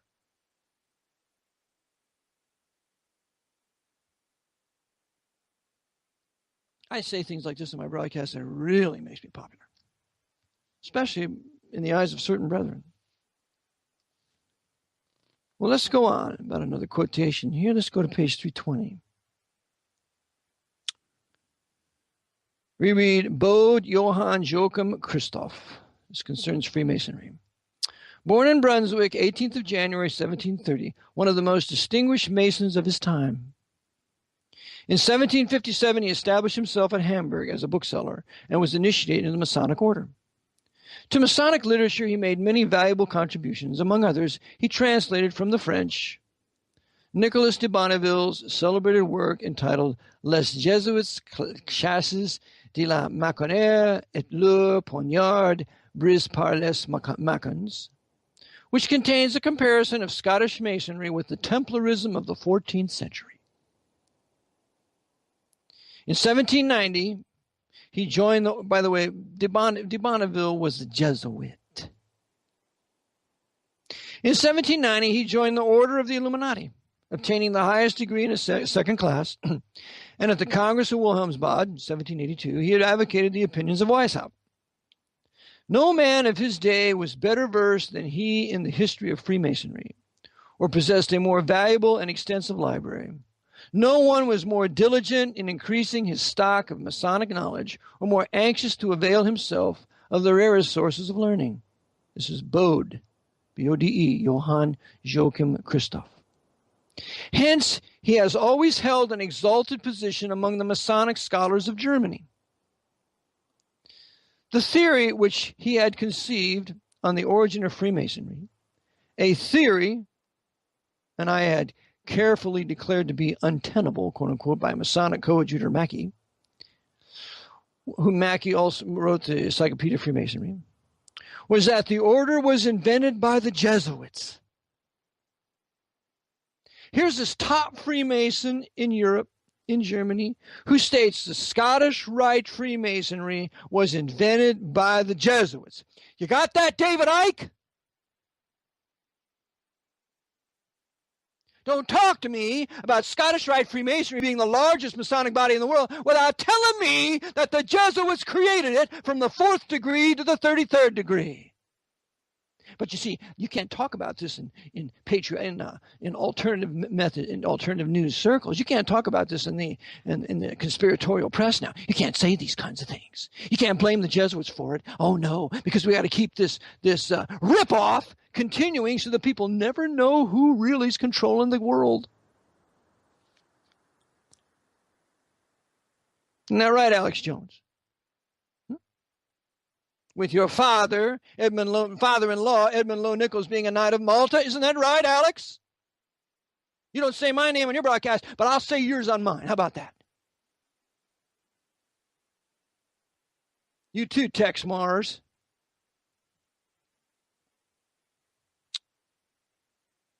Was that the order was invented by the Jesuits in the 17th century as an instrument for the reestablishment of the Roman Church in England, covering it for their own purposes under the mantle of Templarism. That's right. And they would do the same thing here, because a Freemason, a 32nd degree Freemason by the name of Franklin Delano Roosevelt, an Episcopalian Protestant, would be used by the Jesuits to impose military government on March 9th, 1933 in this country, aided by the Knights of Columbus and the Jesuits and the Bonesmen. Because that was the purpose of Scottish Rite Freemasonry anyway, to restore the supremacy of the Church of Rome in historic white Protestant nations, as was done in England, Great Britain, so it was done here. Here's another quotation. Quote, the Jesuits were driven to cooperate with the other two international brotherhoods, the Freemasons and the Jews, specifically Rothschild and Illuminati, in the destruction of the Spanish Empire, unquote. Who said this? Salvador Madariaga. Salvador de Madariaga, 1820. He's a Spanish statesman in his book, The Jesuits. So the Jesuits and the Masons and the Masonic Jews all working together, overseen by the Jesuits, for the destruction of the Spanish Empire in the 1800s. And why not? Because the King of Spain had expelled the Jesuits in 1767. So we're going to make him pay. We're going to make that Roman Catholic disobedient son pay for expelling us Jesuits out of his empire and out of South America. Yep. Here's another quote. Same page, 320, out of my book, Vatican Assassins. Quote, there are still old ladies, male and female, about the country who will tell you with grim gravity that if you trace up Masonry through all its orders till you come to the grand tip-top head Mason of the world, you will discover that the dread individual and the chief of the Society of Jesus are one and the same person. Who said this? James Parton, 1855, American historian. In the life of Horace Greeley, I remember the day I found this quote. In Franklin and Marshall Library, up on the 3rd floor, and when I found it, I nearly fell over and fainted. You see, these people have known this for years, for over a century. But we were never told. You cannot know this. You cannot know the Masonic Lodge, the Scottish Rite and York Rite for that matter, are nothing but agents at the top for the Jesuit order to restore Romanism and the rule of the Jesuits and the supremacy of Romanism in this country. You can't know that.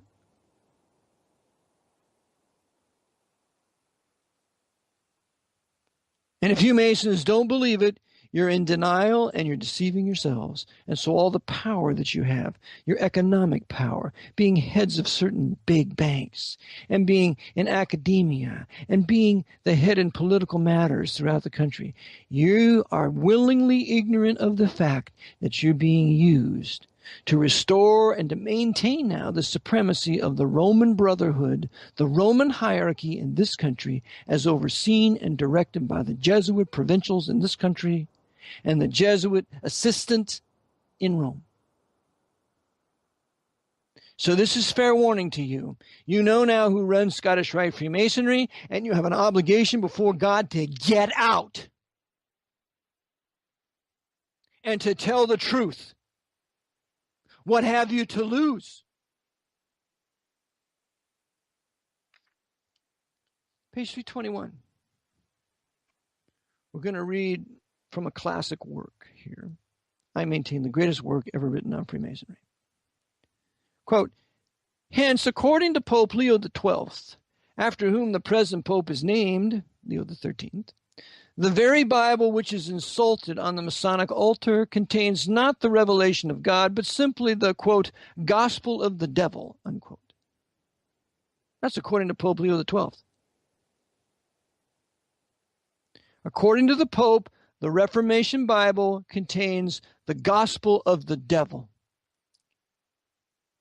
And you Protestants and Baptists want to tell me that the Roman Catholic Church is Christian? One of the great mistakes of C.I. Scofield, who said the Church of Thyatira is the Roman Catholic Church.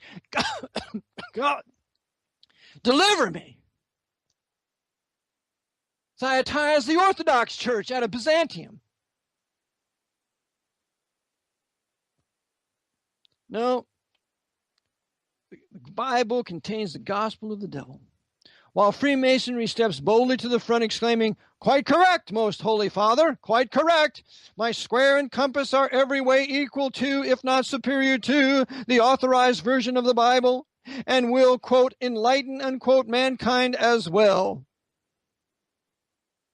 Go on, my dear sir, go on, Brother Leo, and issue your bulls and encyclicals against the Bible with all the rancor of which your old heart is capable, and I'll keep right on in my peculiarly aggressive course, degrading and debasing God's word below my pagan emblems, and teaching my people that it is no better than the Quran, the Shastras, or the Book of Mormon. Go on, Mr. Pope, make all the Roman Catholics you can, and I'll guarantee to manufacture quite as many infidels from among the Protestants, and I will add the Baptists too. You know, there's 500,000 Masons in the Southern Baptist Convention, you know that? And between us, I think, we shall be able to neutralize the great work of the Reformation and perhaps destroy biblical, Bible-based Christianity altogether, unquote. Edmund Ronayne, 1879, American ex-Romanist and converted Freemason. The Master's Carpet, or Masonry and Baal Worship, identical. We'll be back. Continue our reading. This is 24/7 World Radio. This is Brother Jack. I invite you to listen to my broadcast on 247worldradio.com.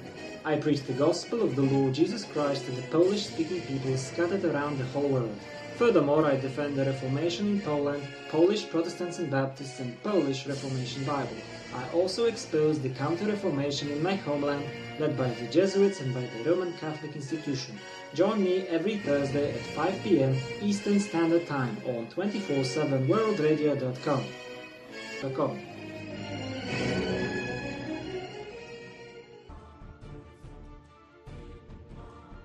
We read from Alexander Hislop's tremendous work, The Two Babylons. Quote, this is page 322 of my book, Vatican Assassins. Quote, there has never been any difficulty in the mind of any enlightened Protestant in identifying the woman, quote, sitting on 7 mountains, unquote, and having on her forehead the name written, Mystery Babylon the Great, with the Roman apostasy. No other city in the world has ever been celebrated as the city of Rome has for its situation on 7 hills. Pagan poets and orators who had no thought of elucidating prophecy have alike characterized it as the 7-hilled city, quote unquote. It has been known all along that popery was baptized paganism. I shall repeat that. It has been known all along that popery was baptized paganism. That's why a Roman Catholic is not a Christian. That the paganism which Rome has baptized is, in all its essential elements, the very paganism which prevailed in the ancient literal Babylon. Rome is in very deed the Babylon of the Apocalypse. Her priesthood and her orders, namely the Jesuits, have all been derived from ancient Babylon. And finally, that the Pope himself is truly and properly the lineal representative of Belshazzar. The Babylonians in their popular religion supremely worshipped a goddess mother and a son who was represented in pictures and in images as an infant or child in his mother's arms. From Babylon, this worship of the mother and the child spread to the ends of the earth. Now this Ninus, or son, born in the arms of the Babylonian Madonna, is so described as very clearly to identify him with Nimrod. Now Nimrod, he is the son of Cush, was black, in other words, was a Negro. Wherever the Negro aspect of Nimrod was found an obstacle to his worship, all that was needful was just to teach that Ninus, Osiris, had reappeared in the person of a posthumous son, Horus, of a fair complexion, supernaturally born by his widowed wife, Isis, after the father had gone to glory, unquote. And so, the Jesuits are the masters of the Babylonian mystery in which they want to bring the slain Nimrod back to life as the reincarnated son, Tammuz. In Egypt, the slain Osiris to bring back as the reincarnated Horus. And that mystery will actually be worked out one day in the future when that 7th Roman Caesar, the final Pope of Rome, is slain and he rises from the dead to be the risen king of Babylon. The risen Set, or some name like that, fulfilling this Babylonian prophecy of the Babylonian Messiah yet to come. The Jesuits are the masterminds and the great promoters and pushers. They are the impetus behind this satanic plot and mystery of iniquity to bring the final Pope of Rome to world power after he's slain and rises from the dead. The Jesuits are all about this. Of course, thank God the church is not going to be here for that. We go on a little bit farther and we read,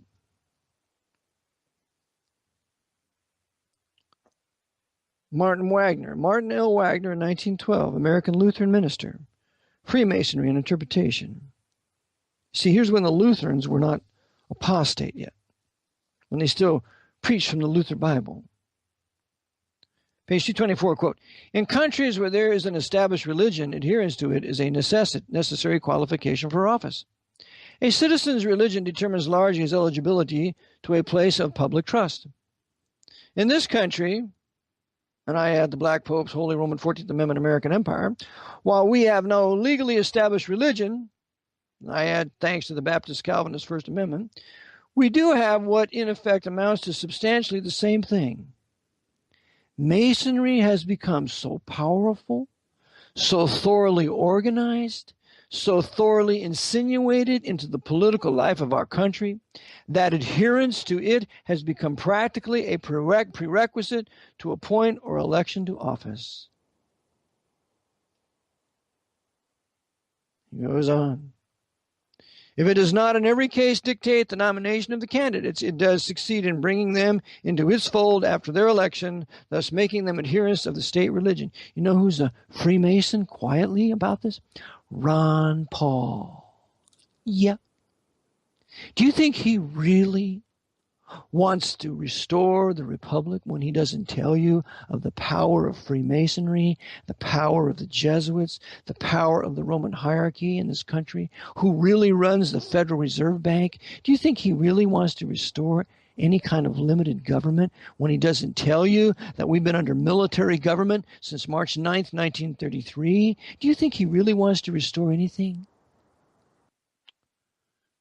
He goes on and states, there are over 1 million Masons in the United States. This is 1912. There's many more than that now. All voters, and those are a powerful factor in influencing those in office. Being a secret organization and governed by principles which are designed to exalt the order and its members, there is practically nothing to frustrate their designs. There's only one thing that can frustrate those designs, and that's the man of God, walking in the power of God, yielding to the Spirit of God, and openly rebuking and denouncing this national sin of this secret brotherhood working for the Jesuit order. That's the only thing that breaks up their power.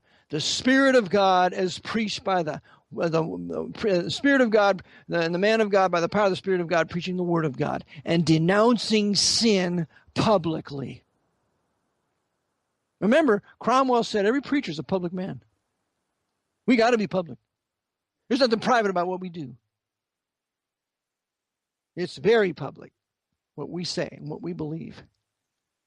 Because it's part of our good works to renounce the hidden things of darkness, to have no fellowship with the unfruitful works of darkness, but rather to reprove them, bring them to light. That's what we do. That's why we talk about Freemasonry on these broadcasts, working for the Pope, with the prayer and desire that there will be certain Freemasons that will leave the order, confess their sin, and start to do the Lord's will and promote the mystery of godliness and getting the gospel out while living a righteous life and exposing the power of Rome. That's true Bible-believing Christianity.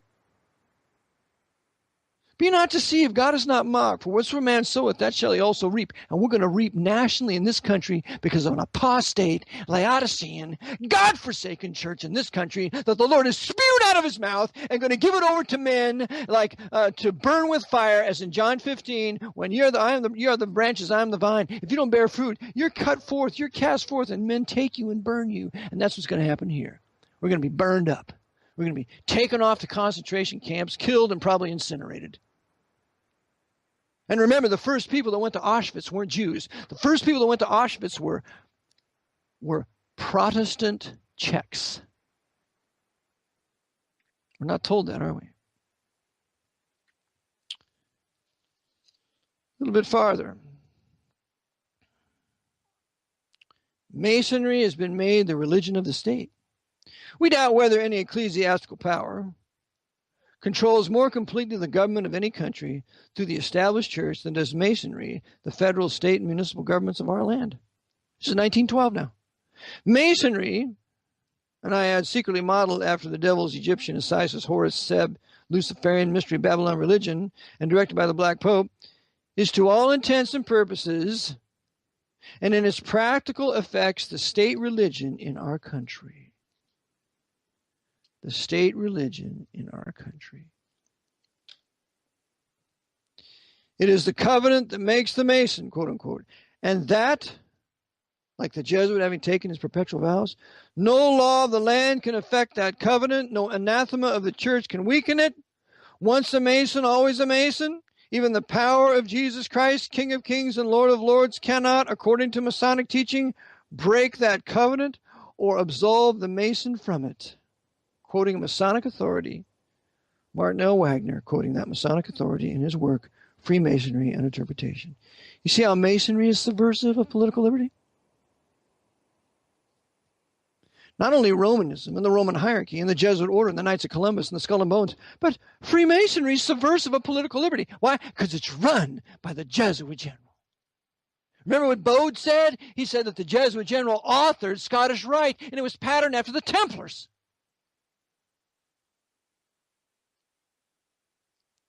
Continuing on. Page 325. Page 325 of my book. I'm quoting another individual. Quote, there is considerable analogy between Masonic and Jesuitic degrees. And the Jesuits also tread down the shoe and bear the knee because Ignatius Loyola thus presented himself at Rome and asked for the confirmation of the order. He tread down the shoe and bear the knee. Loyola did that. You know why? Because Loyola was a Spanish Templar. Uniting the suppressed Knights Templars for the founding of the new Templars called the Knights of the Virgin Mary, or renamed the Society of Jesus, that runs this country with 28 major Jesuit universities in this country, running all the banks. And there's a Jesuit university in nearly every city in which there's a Federal Reserve Bank. Who said this? Charles William Heckethorn, 1875. He's an English historian in his work, Secret Societies of All Ages and Countries. We read another quote here. Nicolas de Bonneville, a historian and literature born in Evreux in France, March 13, 1760. He was the author of a work published in 1788 titled The Jesuits, divided into two parts. Of the first, which was the subtitle, was, and gives that. His Masonic theory was that the Jesuits had introduced into the symbolic degrees the history of the life and death of the Templars, and the doctrine of vengeance for the political and religious crime of their destruction, and that they had imposed upon four of the higher degrees the four vows of their congregation, the Society of Jesus. Who said this? Albert G. Mackey, 33rd degree, 1917, American Masonic historian, Encyclopedia of Freemasonry.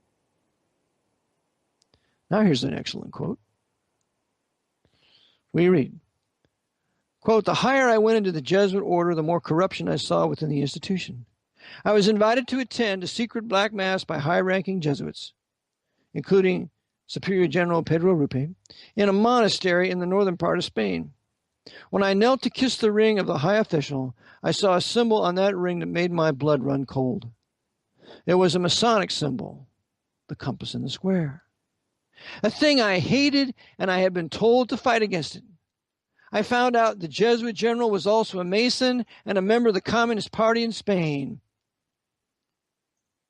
The Black Pope controlling communism and papal fascism. Who wrote this? Alberto Rivera, 1979, Spanish-American ex-Jesuit, in his work published by Chick Publications titled Alberto. And he was a Jesuit, and his testimony was true. Jesuit general's a Mason. Going on farther, we read,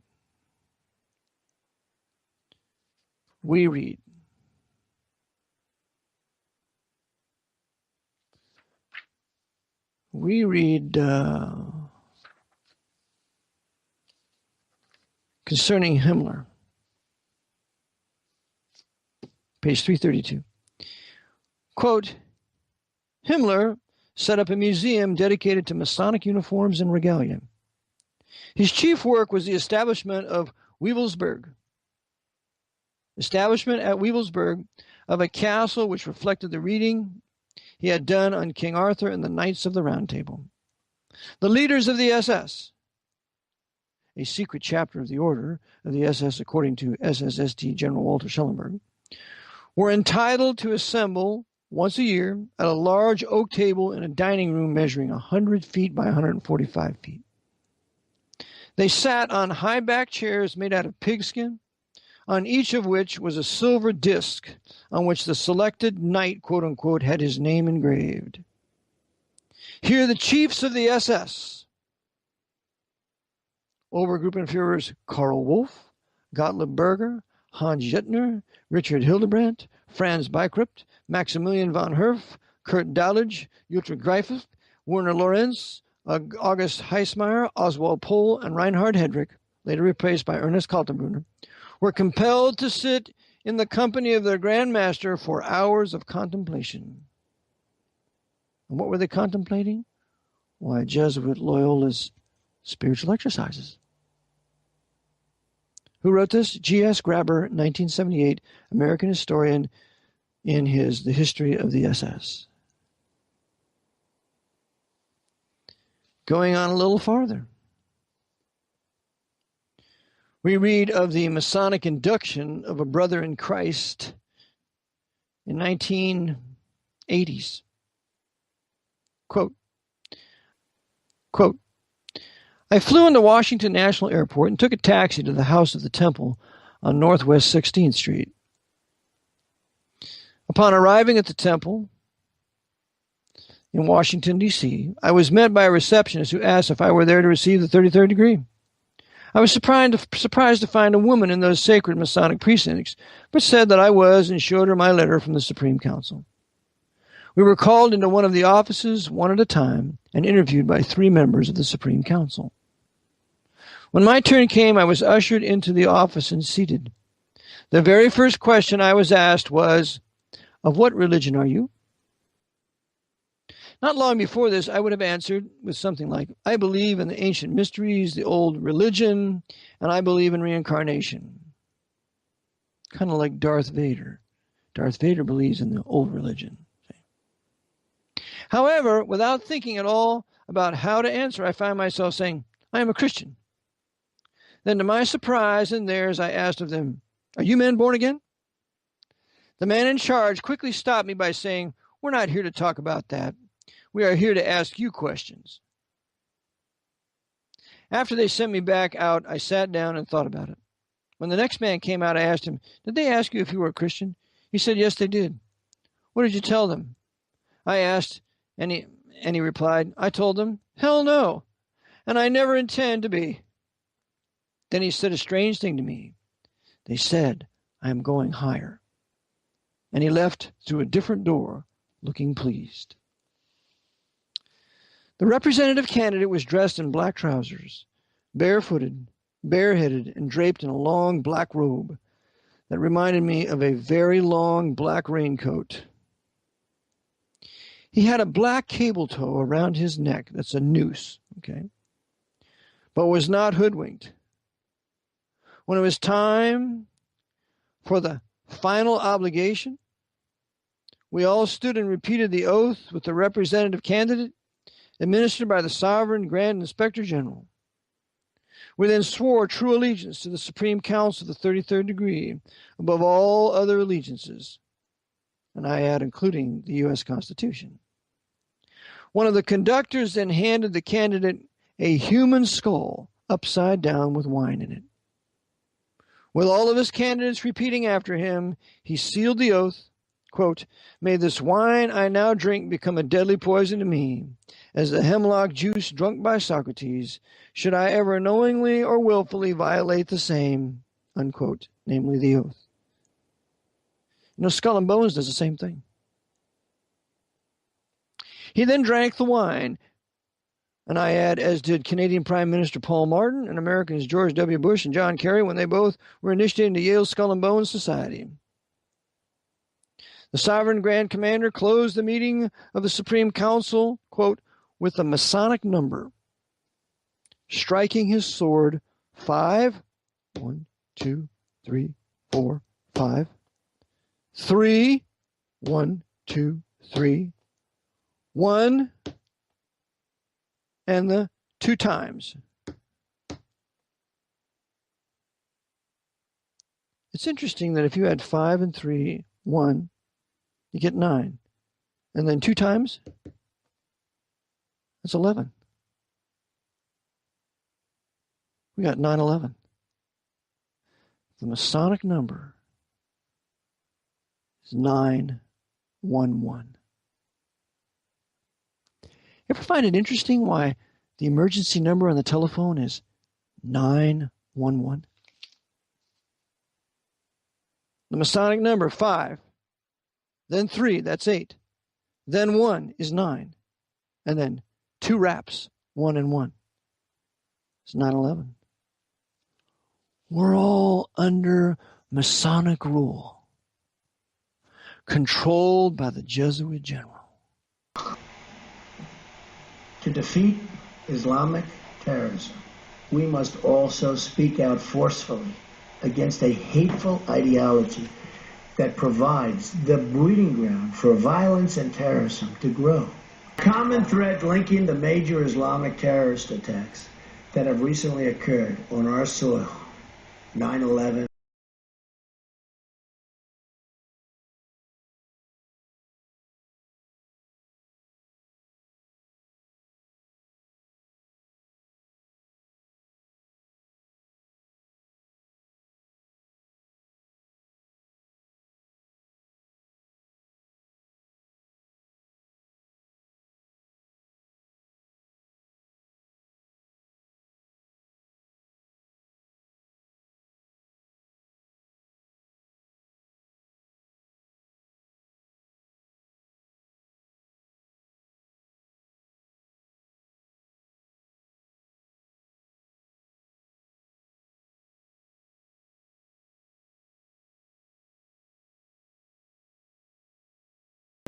the Fort Hood shooting,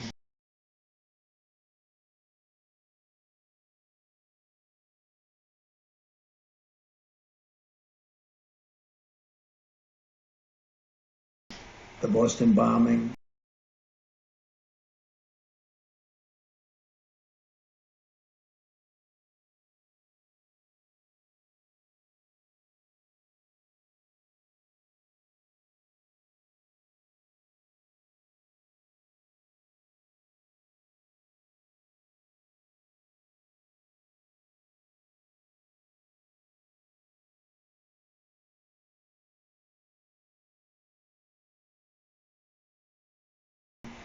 the San Bernardino attack, the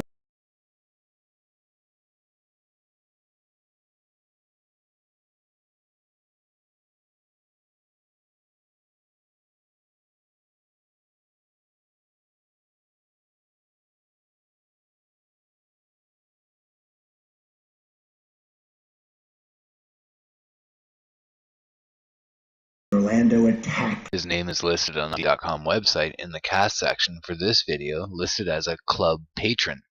Here's the link. Amazing. There's the IMDb listing.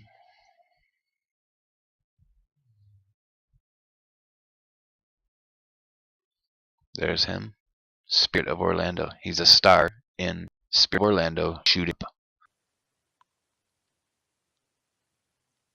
And I think it's time we started talking about it. I think it's time that we started doing something about it.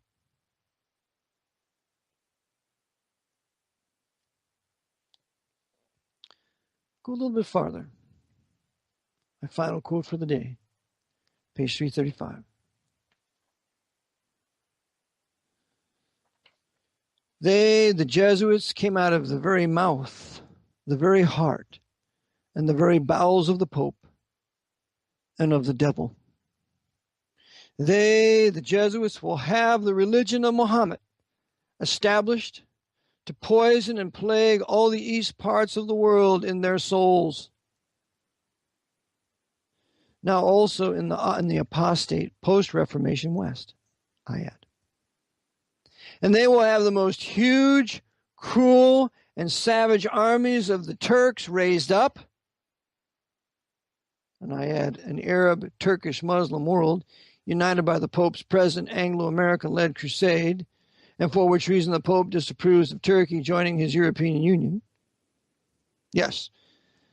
And savage armies of the Turks raised up to murder and massacre millions of men in their bodies in the west part of the world. And I add, the coming Sino-Soviet Muslim invasion of apostate Protestant North America. Who said this? His name was Arthur Dent.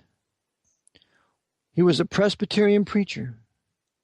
He wrote a book titled The Ruin of Rome, or An Exposition Upon the Whole Revelation. And you know when he wrote this? About savage armies of the Turks raised up to murder and massacre millions of men in their bodies in the west part of the world. Do you know when he wrote that? 1798. 1798. Go to my book.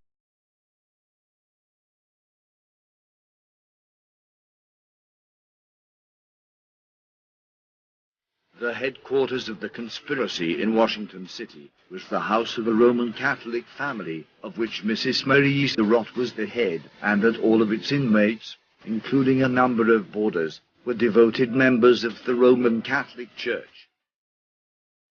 This house was the meeting place, the council chamber of Booth and his conspirators, including Mrs. Mary Surratt and her son, John H. Surratt, who, next to Booth, were the most active members of the conspiracy in preparation for the execution of the plot.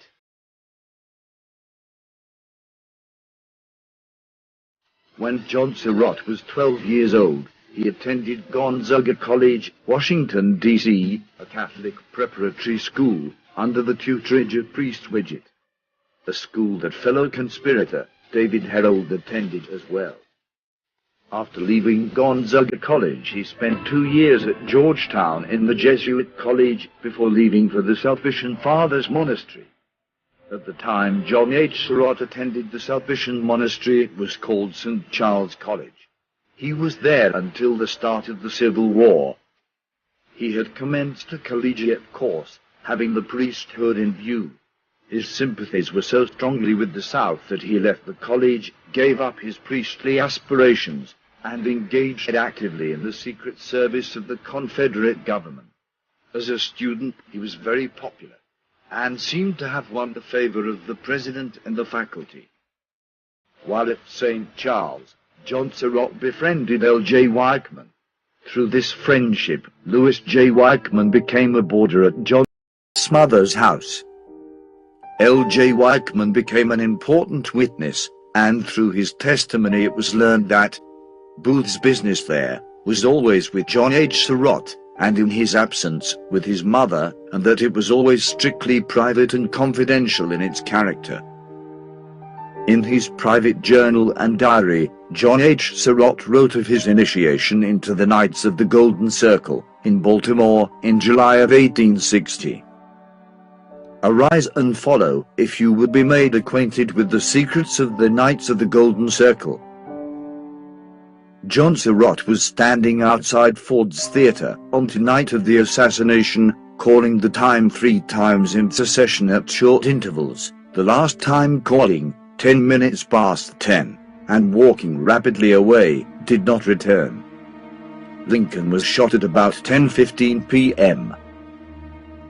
Surratt told an acquaintance that he left Washington early on the morning of the 15th of April, disguised as an English tourist, and that he had a very hard time making his escape, as the trains leaving Washington for Baltimore were thoroughly scrutinized by the police before being permitted to leave. It is unclear whether Surratt's disguise sufficed to get him through, or whether he went part or all the way to Baltimore on horseback. The next place we get track of him in his flight is at the railroad depot at Burlington, Vermont, on the early morning of the 18th of April. They had crossed Lake Champlain on a boat that ran from Whitehall to Rouse's Point on the night of the 17th, and landed at Burlington in order to take the train to Montreal. From Burlington, Surratt went to Essex Junction, Vermont, to change trains to St. Albans, Vermont. This was on the early morning of the 18th of April. They arrived at St. Albans for breakfast.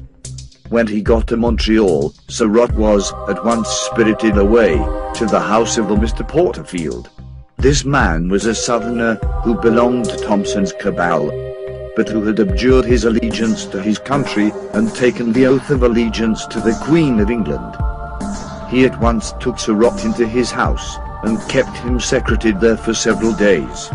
Finding the detectives who were in pursuit of the fugitive vigilant and determined in their search, Porterfield became fearful that he could not keep his charge concealed, and so made arrangements to get him into a place of greater security.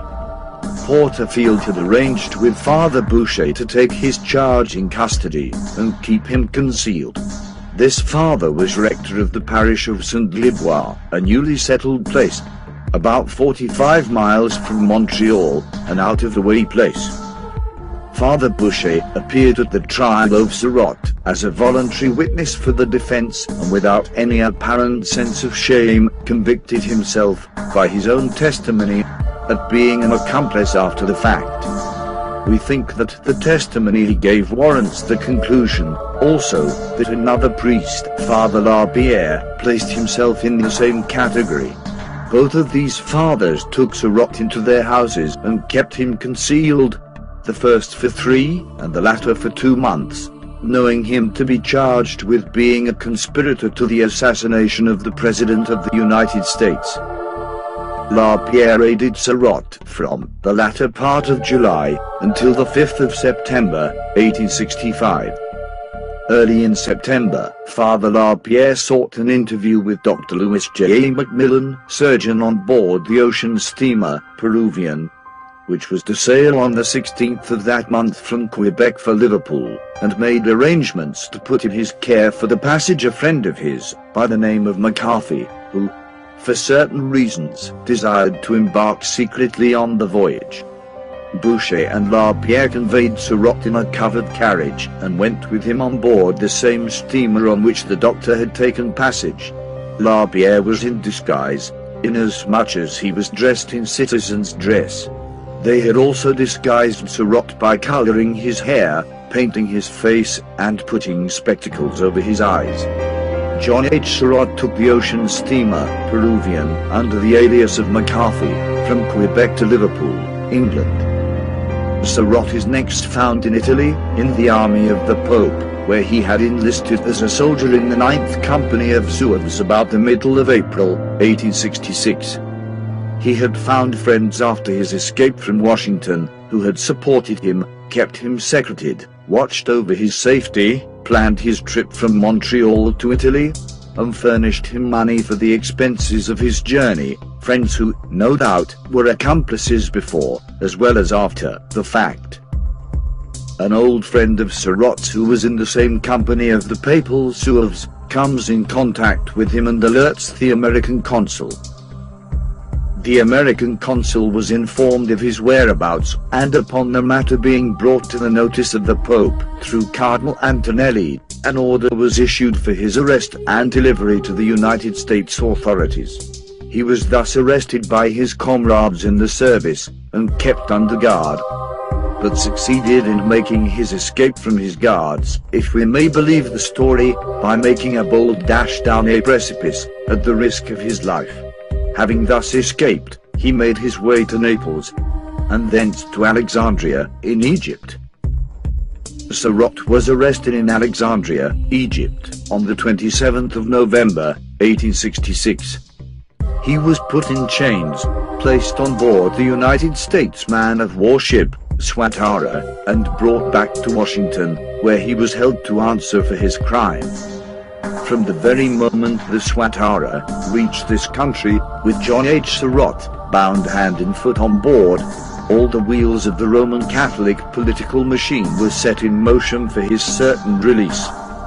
The first panel of jurors was illegally drawn. It was brought to the attention of the court that the names had been drawn not by the clerk of the circuit court, but by the clerk of the city of Georgetown. It is a notable fact that there were 16 Romanists out of the 26 in the first panel drawn in that irregular manner. Georgetown, Jesuitized Georgetown, was constantly in evidence at the trial. The priests from the Jesuit college were there, and the students who were just dismissed for their vacations were on hand and would always make it a particular point to greet Surratt, who had been a student at that institution for 2 years, most cordially, and he was scarcely ever without a priest at his side. From the very beginning, duplicity and innuendo were used, and unprofessional conduct of the most flagrant character was resorted to. The state's witnesses were badgered, abused and bulldozed. So much so that the judge had to interfere more than once. The hearing began June the 17th, 1867, and closed July the 26th, 1867. The arguments of the attorneys covered 12 days. The case went to the jury August the 7th. 3 days later, the jury brought in a report that they stood about even for conviction and acquittal, with no prospect of reaching an agreement. Surratt was remanded to jail. He was then indicted on the charge of engaging in rebellion. He was admitted to bail on this charge in the amount of $20,000. A second indictment was found against him, but the district attorney entered a nolle prosequi on this. The prisoner was finally released and permitted to go free on a technicality.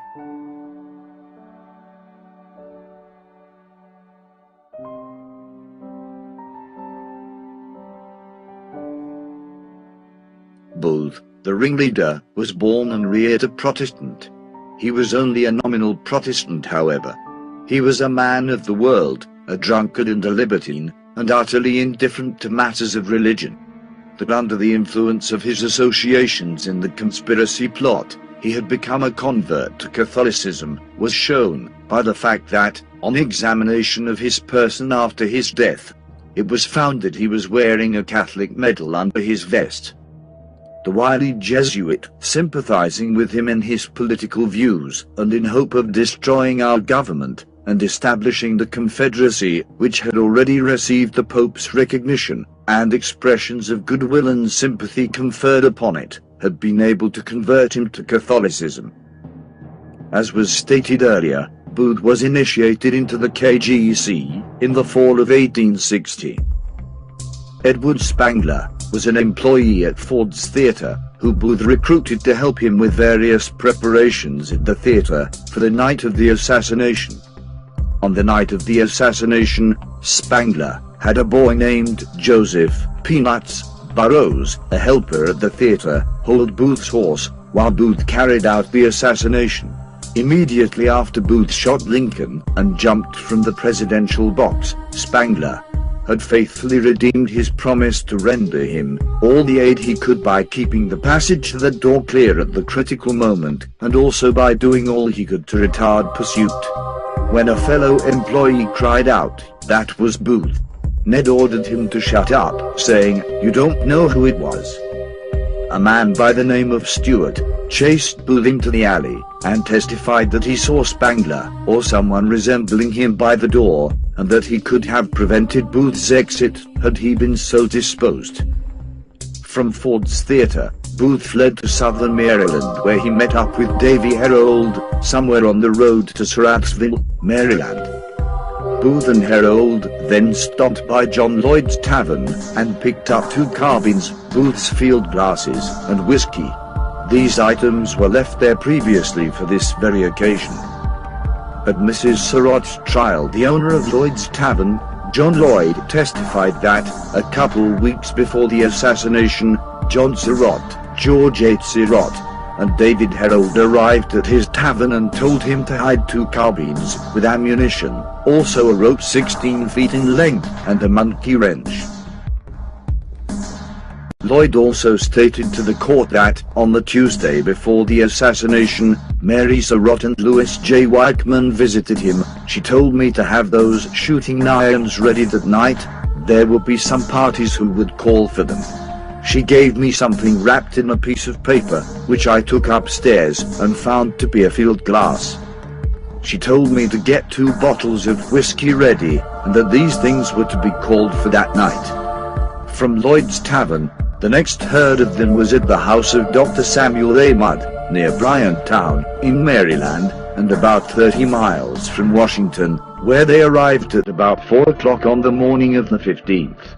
After seeing a squad of soldiers under Lieutenant Dana passing down past Mudd's place, Dr. Mudd decided to forward Booth and Harold to their next stop on their escape route. Mudd got rid of his dangerous charge by sending them by an unfrequented route to the house of his friend and neighbor, Samuel Cox, about 6 miles nearer to the Potomac.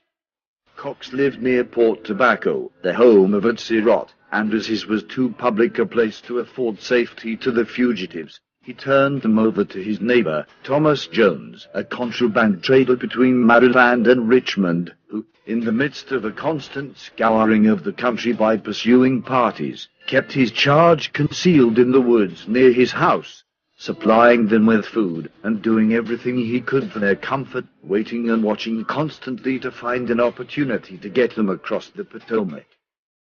The river was being continually patrolled by gunboats, and the task of getting his wards across proved both difficult and dangerous to Jones. Finally, being furnished by Jones with a boat, they took their own risks and effected a crossing, but they were seen by a man, upon whose report General Baker got on their track, and finally effected their capture. Booth and Harold crossed into Virginia, Booth thinking he would be received as a hero there, but Booth was greatly disappointed at the cold reception given him by the people on whom he had counted so much after crossing into Virginia. He had expected to be lionized and honored as the hero of the age, but instead of that, he received a comparatively cold reception that stung his vanity like the poison of an asp. It is true the people showed no disposition to betray him, but, at the same time, they manifested a disposition to enter into no compromising friendship with him. Booth and Harold make their way to Port Conway on the Rappahannock in King George County, Virginia. It is just at this juncture that they are met by 3 Confederate soldiers, Major Ruggles, Lieutenant Banbridge, and Captain William Jett. Harold, thinking they were recruiting for the rebel service, was quick to see in them a means of assistance in getting south, and so revealed their identity, appealing to them for assistance. Major Ruggles placed Booth on his horse when the whole party crossed over the Rappahannock from Port Conway in King George to Port Royal in Caroline County, Virginia, and after an ineffectual effort to find quarters for Booth in the town, they took him 3 miles on the road to Bowling Green, where they succeeded in getting a man by the name of Garrett to take him in, with the understanding that he would do all he could for his comfort and safety. Garrett took Booth and Harold in, with the full knowledge of all the facts in the case, and with some manifest reluctance from a knowledge of the danger he would thus incur. From Garrett's farm, Captain William Jett went back to Bowling Green, where he stayed at Goldman's Hotel. Colonel Conger, through his investigations, found Captain Jett and informed him that he was cognizant of his movements for the last 2 days, and that if he did not tell him the truth, he would hang him. Jett was greatly excited and told him that he had left Booth at the Garrett farm, 3 miles from Port Royal. The colonel then had Jett's horse taken from the stable, making Jett his unwilling guide to the place of Booth's concealment. They were ordered to come out and surrender themselves, which Booth refused to do. After a considerable parley, Harold came to the door and gave himself up. Booth still refusing to surrender, a wisp of hay was fired, and thrown in on the hay in the barn. The hay illuminated the barn, and Booth was seen with his carbine. At this moment, Sergeant Boston Corbett of the 16th New York Cavalry fired at Booth through a crack in the barn, upon his own responsibility, and struck him on the back part of his head, very nearly in the same part where his own ball had struck the president.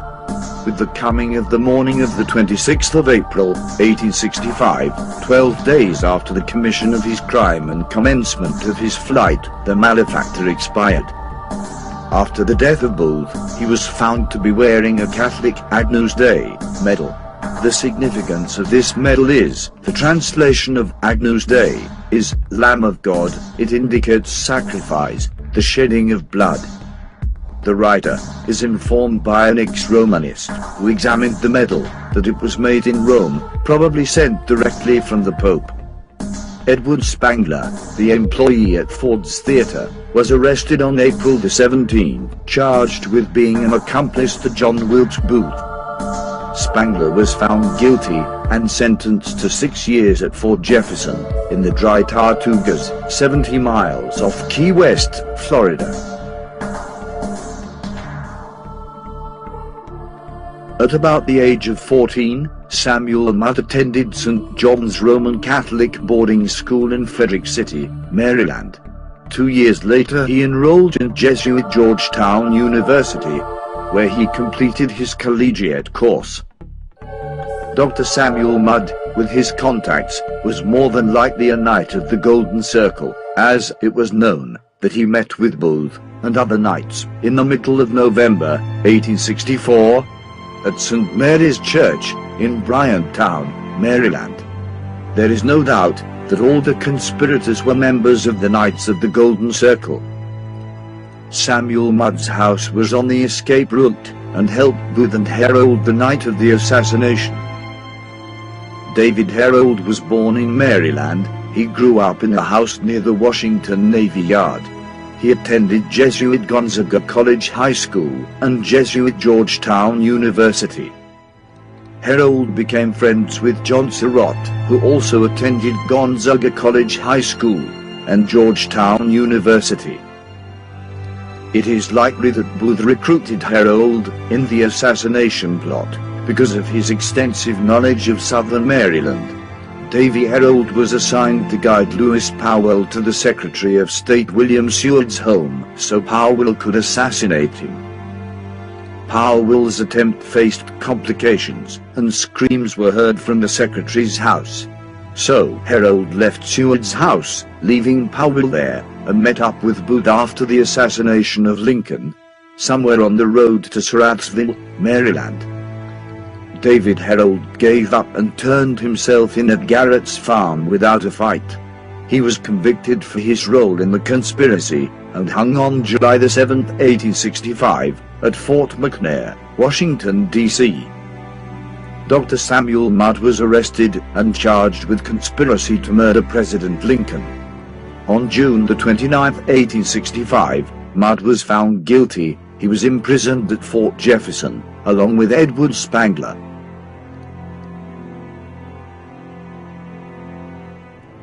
Michael O'Laughlin was a boyhood friend of Booth's from Baltimore, who grew up on the same street as Booth.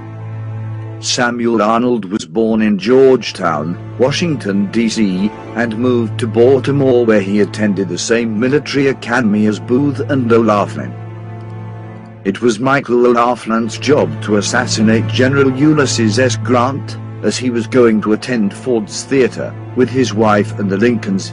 But the Grants had to change their plans, as their daughter was sick and did not attend. Had not the general been called away on that Friday afternoon, had he accompanied the president to the theatre, as he intended doing, arrangements would have been made for General Grant's assassination that would have made O'Laughlin a companion of Booth in his flight. Samuel Arnold attended a meeting in late March, 1865, with Booth, Surratt, O'Laughlin, H. Surratt, and a man with the alias of Mosby. At this meeting Samuel Arnold said, he told Booth then that if the thing did not take place that week, he would withdraw. Booth got angry at that, and said he ought to be shot for talking in that way. He said that he replied to Booth that two could play at that game, and that he withdrew from the conspiracy at that time. Sam Arnold found employment at Fortress Monroe, and was there at the time of the assassination. But because of the letter written to Booth from Arnold, in which he showed his enthusiasm and willingness to complete the assassination plan, he was charged and found guilty. None, no, not one, were more in favor of the enterprise than myself. Samuel Arnold was arrested on suspicion of complicity, based on testimony from Louis J. Weichman. O'Laughlin voluntarily surrendered on Monday, April 17, 1865. He was sentenced to life. Arnold was sentenced to life in prison at Fort Jefferson, along with Samuel Mudd and O'Laughlin. Arnold was pardoned, with Mudd, by Andrew Johnson in 1869, and released. O'Laughlin died at Fort Jefferson, where he contracted yellow fever on September 19, 1867, and died 4 days later.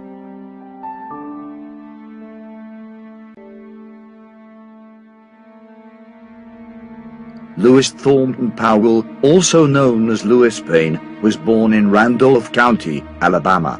His family moved to Florida in Powell's teen years, where he joined the Confederate Army. Not much is known about Lewis Powell. As far as it is known, he was the son of a Protestant minister. He refused to tell anything about himself, but when he went to his death, he was courageous to a degree that astonished the newspaper correspondents and other spectators. Official records show Powell joined for duty and enrolled in the Confederate Army on June 4, 1861, in Jasper, Hamilton County, Florida. On the night of the assassination, it was Powell's job to eliminate Secretary of State William Seward. At about the same time that Booth entered Ford's Theater, Payne and Herold rode to Secretary Seward's residence on Madison Place. Secretary Seward was in bed with a broken arm and fractured jaw, the result of a runaway carriage. Leaving Herold to hold his horse, Payne rang the bell. He held a small package in his hand and told the boy who opened the door that Dr. Verdi, Mr. Seward's attending physician, had sent him to give some medicine to the secretary. Despite the boy's objections, Payne pushed past him and walked noisily up the 2 flights of stairs. His heavy tread had attracted the attention of Frederick Seward, the Assistant Secretary of State, and he met the intruder near the door of the sick room. On Payne's continuing to insist that the doctor's orders were that he should see the secretary, Mr. Seward finally said, "It is not worthwhile to talk any longer about it. You cannot see Mr. Seward. I will take the responsibility of refusing to let you see him. Go back and tell the doctor if you think you cannot entrust me with the medicine. I am Mr. Seward and in charge here. He will not blame you if you tell him I refuse to let you see him." After a moment's hesitation, Payne said, "Very well, sir. I will go," and turned as if to go downstairs. But at the top step he suddenly turned and struck Frederick Seward on the head with his heavy pistol, with such force as to break the cartridge extractor. Mr. Seward struggled with his assailant until he fell to the floor in a swoon, from which he did not recover for many days. Fanny Seward, William Seward's daughter, and Sergeant George F. Robinson, the secretary's nurse, were present in the room when Powell entered. Robinson opened the door. Instantly Payne felled him with a blow on his forehead from his knife, and pushing Miss Seward aside as she approached him, threw himself on the secretary's bed and stabbed him 3 times, once on the right cheek and twice in the neck. Robinson, recovering himself, jumped upon the bed and threw his arms around Payne, succeeding after a severe struggle in dragging him off. Robinson's struggle with the assassin was now continued on the floor, and he received 3 severe wounds before he was able, with the assistance of Major Augustus Seward, a younger son, who had entered the room, to force Payne into the hall. Here he again knocked Robinson down, and extricating himself from Major Seward, rushed downstairs, overtaking and stabbing Mr. Hansel, a messenger of the State Department, who was seeking help. At the cry of murder from an upper window, Herold left Payne's horse and, mounting his own, fled down Pennsylvania Avenue to 14th Street.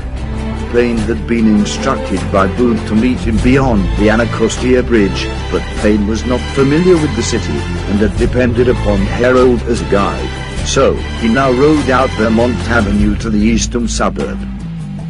Losing his way, and fearing that his appearance would excite suspicion, he abandoned his horse, which was found loose next morning at Lincoln Branch Barracks, about 3/4 of a mile east of the capital, and took refuge in the woods. For 3 days and nights he remained in hiding, and then returned to the house on H Street, which had been the headquarters of the conspiracy. On the night that Powell went back to the Surratt house, the police were already there, and had Mary Surratt, her daughter, and Honora Fitzpatrick, under arrest. Whilst they were waiting for a conveyance at near the hour of midnight, the assassin Payne rang the doorbell, and was taken in, and placed under arrest by the officer in charge. When Mrs. Surratt was confronted by Payne, she held up her hand and solemnly said, "Before God, I do not know him, and never saw him." It will be remembered that he had within the last 3 weeks, to that time, stayed in her house for 3 days and nights. He could, under the circumstances in which he was placed, only have given this confidence to a co-conspirator. Powell was found guilty, and hung on July the 7th, 1865. George H. Surratt was born in Germany in 1835. He immigrated to the United States with his family in 1843, at the age of 8. They settled in Maryland. During the Civil War, H. Surratt obtained extra money by helping Confederate agents to cross the Potomac River. Booth had arranged with him, and relied on him, to assassinate the Vice President.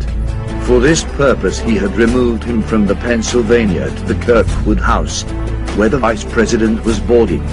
This change had been made on the morning of the 14th, and Booth had been there during the day to see that all things were properly arranged. To H. Surratt, it fell to assassinate Vice President Johnson, but he became frightened and spent the day riding into the country on a horse from the livery barn in Washington, where he was found several days after, with relatives of his below Washington. He made a written confession before he was executed, which confirmed the presence of Surratt in Washington that day, a fact which 9 reputable witnesses had sworn to. H. Surratt had asked the bartender at the Kirkwood House the whereabouts of Johnson, which aroused his suspicion the next day, after Lincoln was assassinated. H. Surratt's room was searched, and a bank book belonging to Booth was found.